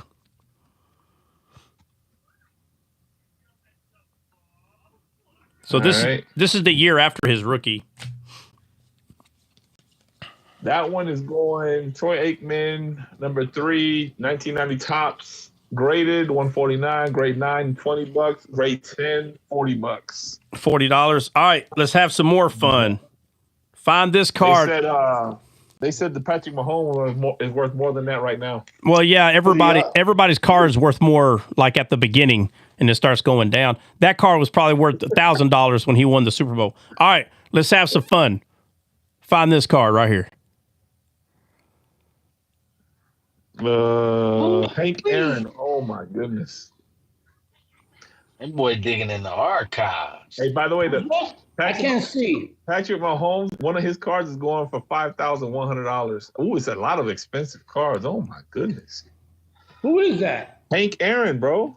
Oh, I can't see, man. What number is it, Trot? What number card? 566. 566. Let's see. If you don't know who Hank Aaron is, for God's sakes. What do you want? What grade do you want it in? You're talking to him. Gem Mint 10, bro. I want to see all this. This might be a 9. It could be a 10 though. If it's a 10, it's $10,800. Oh yeah, this is not a cheap card right here, Bubba. Yeah. Somebody breaking up. That's you breaking up. Nobody's breaking Yeah, up. we're good. Hey, do you know? Oh, Yeah, if you got it, Hank Aaron, if you got it at a 9 would still be $4,200. Oh, it's a 9 or 10, bro. It's in freaking good shape. All right, 9.5, 4.6. I know, but what's a gem mint 10? I just told you 10,800. Oh, 10,000. All right. All right. So these next three, bro. Well, it was the last four. So Hank Aaron's one of them. All right. Check this one out. Find this card in gem mint 10. Babe Ruth. Oh my goodness. What's the number? A 3. All right, let's see. It says you are. Let me see the card again. Let me make sure it's the right card. Oh, hold on. Oh my goodness, that's not that one. Holy crap! hold on. Because it's gonna go crazy. Yeah, but this is a newer card, guys. So this is not an original, but I got one that's close to original right here. So that one, Gem Mint 10 is going for $327. All right, here we go. Now hold on. The real Babe Ruth number 3 card, the 1948 Leaf baseball card, yeah, Gem Mint 10, $500,000. Oh, I bet. Oh golly. You heard me? Yeah. Oh, I know. All right, now find this one. Bro. Find this one. What number is it? 474. All right, hold on.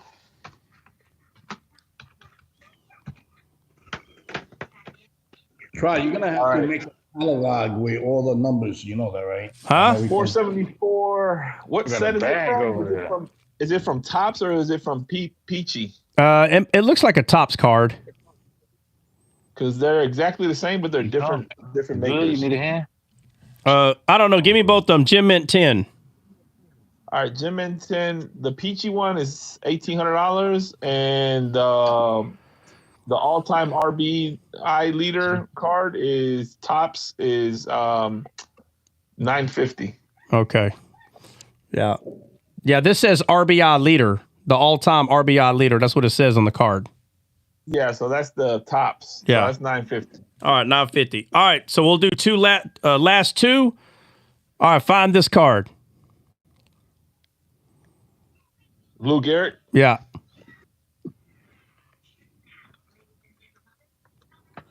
What year is that one, Trot?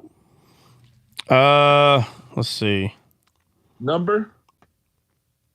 It's got to be in the 40s. The number is 31. Yep, Lou Gehrig. That's $5,000, bro. Yeah, this card is probably a 9 or a 10. It's in immaculate condition. This card right here. But you know the crazy thing is, there's a big drop. So a 10 is 4,500, and a 9 is 355. Oh yeah, huge drop. Yeah, they drop huge. All right, now this right here, this is not about how much this card is worth. This is about how much somebody will pay for it. You got to understand the difference. So you got how much a card is worth, and then you have how much somebody will pay for it. Y'all ready? So this is this is an error card. Somebody show me the error. I already know, so I'm not going to answer. Oh.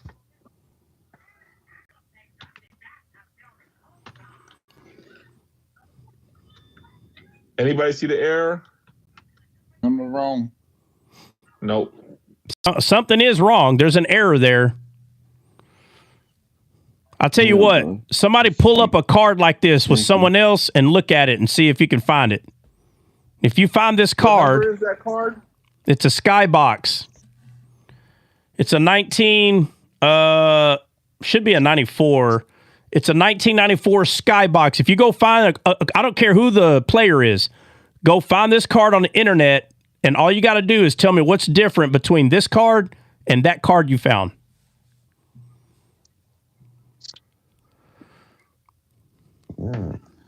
I can't pull it up. Too. I had a hard time. Is it the A?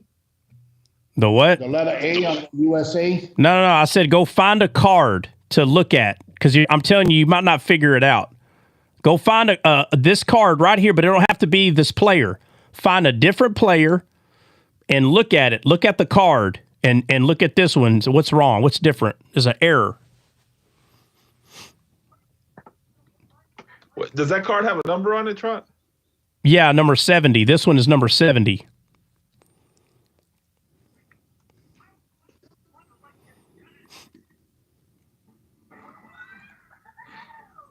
Oh, here it is. I found it. Everybody done guessing what's wrong?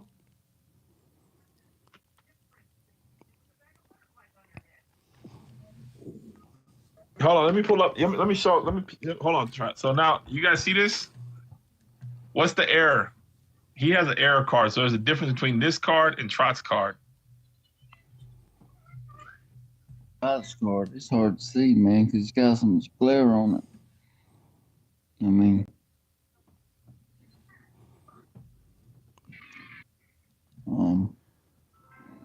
yeah, I can't even see Trot's. Right in front of you. Talking about the star beside the basketball? Nah. Make yourself big screen, Trot, so they can see. Look at this one real good, and then look at Trot's. You could put you two guys side by side in big screen. You know that, right? Oh, yeah, I don't know how to do that, though. I'll do it. It doesn't have the name in the red, bro. That's it right there. Try take them out of the big screen. Let me do this. Let me try to Hold on. I'll do it. Hold on. Do it. Hold on. I think Trot has to do it. I'll do it. Oh, wait a minute. There you go. I got it. I did it. Oh, yeah, that's easy now. Yeah. Okay. Oh, it doesn't have the names on the thing. Yeah. Yeah. So this is a Shaquille O'Neal card, and there's no name. It's an error card. There are people that pay crazy money for an error card. Yeah. Like error coins. If you get a coin, they pay big money for those types of things. Yeah. Same kind of deal. Same with the coins and the dollar bills and stuff like that. Yeah, it's just an error. Yep. Oh, stamps. Stamps are big too. Oh, hey Dre, I got some more cards right here, bro. All right. I got a Buffalo Nickels. Got 3. All right, here we go. All right, let's start it. Let's start it hot. Find a Gem Mint 10 of this card.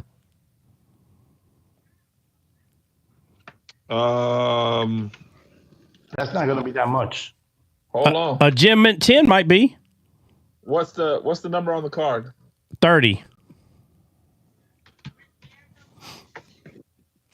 Let me see. Sure it's the right card. I think this is a different card than here it is. Number 30. There's two number 30. So it's the Ulta, right? That's the Ulta. Yeah. Oh no. Ultra Fleer. Ultra. Sorry. Ultra Fleer. That's 112. Ah man. Gem Mint 10. All right. Here we go. All right. Let's change it up. Let's change it up a little bit. Find that card right there. Who is that? I can't see. Shaquille O'Neal. Number 328. It's his rookie card. Yeah. You wasn't no joke back in the day, boy. Huh? No, he wasn't. He wasn't no joke. He breaking the glass. Boom shakalaka. $70, bro. Gem Mint 10? Yeah. Trash. They're not working. Yep. Nope. All right. Yeah. All right, here we go. Hey. Kobe, if you have a Kobe, that might want to be good. Oh man, a Kobe. Let me see what a Kobe Bryant goes for. Kobe. No, but it's got it's gotta be a basic card. You can't go find a refractor. You gotta find what year was Kobe's rookie? Early 90s? Was it early 90s? EB, I'm sorry, EB. I do, man, but right now we're talking about cars. Hold on a second. And Kobe came in what, 98, 97? Bro, is that Trot talking while eating? Oh my days. Mm-hmm. Was you over there eating some of that cherry candy? Nah, bro, it's my candy. Look, it's mine. Some of that cherry candy? I'm just out here on this, what she say? I'm just out here on this ocean eating some of this cherry candy. Eat some of this cherry candy. Yeah. I'm salty. That's my favorite candy too. So hey, hold on a second. Hey, hold on a second. Let me say something to EB. I just subscribed yesterday, so I was just EB. Matter of fact, you must have left yesterday because I read your comment yesterday when you said I always scroll by, but I hope what you're saying reaches more people. And I tried to ask you a question yesterday, but you must not have been here, which was when you said, like, I usually just scroll on by and now I stop. Are you saying you stopped, like, and finally just paid attention? Or, like, I just want to make sure I understood what you meant when you said that, EB, if you don't mind. All right, Dre, check it out. Here we go. Let's change it up. Hey, real quick, the Kobe Bryant skybox. No, sir. What year is his rookie? This is a 96 card. Bro. All right. Yeah. I want his upper deck rookie card. Nothing special, basic pack, upper deck. Yeah. Not skybox. Now. So the upper deck, it's the 1996-97 SP Kobe Bryant rookie RC BGS 10 Pop 8 is going for $30,000. All right, let me see it. Wow. Let me see it. I want to see if it's the regular. I want to see it. Yo, try. Look what Alex, follower of Jesus, said. All right, hold on. Let me. Shall commit adultery. Hey, what is that? Is that regular upper deck, bro? I don't think so. I don't think so. No, this is Beckett card. Yeah. No, that Beckett is that's who graded it. Go to your top right. Go to the right of the card. Top right. What does that say right there? SP? Nah, bro. Nah. I'll watch. Let me see. You're picking the fancy cards, bro. No. You're trying to compare the fancy cards to my basic ones I pulled out of the pack. You're not doing it right. Let's see. Upper deck. I found it. Okay, the upper deck rookie card. Yeah, you over here. So that one's still going. This is a grade 6, and it's going for $800. That makes sense. There you go. 30,000. Get out of here with that nonsense. Yeah, but that's a 6 though. What about the 10? Yeah, bro, it ain't gonna be no 30,000. I promise you that. Getting fancy on me over here. Kobe Bryant number 58. That's the card number. So let's go here. The upper deck, bro, he's got sunglasses on his head. Go find that. I found it. $500, bro. Come on, bro. You trying to compare? He trying to go to the fancy cards, bro. Nah, I'm talking about the ones that come out of the pack that you pull yourself. Not the ones you spend. Not the ones that they only made 20 of them of, bro. Come on. It says $40,336. For what? PSA 10. For what? For what? The Kobe Bryant number 58 upper deck 1996 rookie card. Bro. No, I'm looking at a Gem Mint 10. That sucker $500, bro. Stop lying. This one's signed. I'm sorry. Yeah, bro. Stop it, boy. Hey, Dre, boy. I tell you, gotta watch that, boy. The upper Gem Mint 10. 1996 upper deck Kobe Bryant is going to be anywhere between $500-$600, bro. It's actually $330. Well, the one that I'm looking at, it's $500. So no, I'm looking strictly on Sports Cards Pro, like the actual okay, that's average. Then now you're talking about average. You're talking about the average. That's how much they sell for it. Average. All right, check it out. We've had 2 sales per week on this Joker. All right, check it out. Here we go. I got 2 more cards, Dre. Just 2 more, and I'm gonna change it up on this one right here. I'm changing it up big time. Bam. Find that card. Get out of here. We don't follow hockey. Well, if you know who that was, you would follow. I know who it is. Gretzky. All I right. know who it is. All right. You can't. You What's the can't. number? Listen. Number. 5'3". You can't leave out the goats of any sport. Goats cannot be left out, bro. Not the goat. That one, Jin Min 10 is going for 1,300. That's not bad. Because That's decent. That's easy 10 right there. Is that a OP Wee or is it a tops? No, it's a OPG. Yeah, so it's 1,300. Yeah. What is the tops? 14. All right, here we go. This is my last card that I have on the table. Hold on, I might have another one. Well, you know what? I think I have two. All right, last one. All right. You don't got a Messi card? Oh yeah, I got a bunch of. I got to get off in 6 minutes. No, I got a bunch of other cards, but these are the ones I have on my table. All right, last one, Dre. Here you go. Yoga Berra. Sure. Cash is better than money. Yes, I stopped scrolling and started watching for once. I actually watched long enough. Hold on a second, guys. I actually watched long enough to hear what you're kind of about. Glad I did. But I seem to have as good a grasp as any. Oh, okay. So I see what you're saying. Well, I appreciate you subscribing and stopping by, man. We're pretty much done. I'm just kind of showing some cards to some of the guys that I have, and we're just kind of looking them up for fun. All right, Dre, what'd you find out? Number. Oh, sorry. Yeah, you're right. 360. All right. 360. That card did not come up. You typed How do you in spell his first name? It's Yogi. It's Yogi, Yogi Berra. I misspelled it. That's why I misspelled it. Yeah, Yogi Berra. Amazing player. 5 World Series rings. Oh yeah, he's PSA 5 or 10. Sorry, it's $4,500. Yeah. This could be a 9 or a 10. I'm not sure which one. 9 is $2,200 or $2,000 for a 9. 9.5 is 2.2. What about a Gem Mint 10? I just told you 5. Oh, 5? 4.5. Okay. 4.5, yeah. Yeah. All right. Man, that's not bad, bro. Nice collection, bro.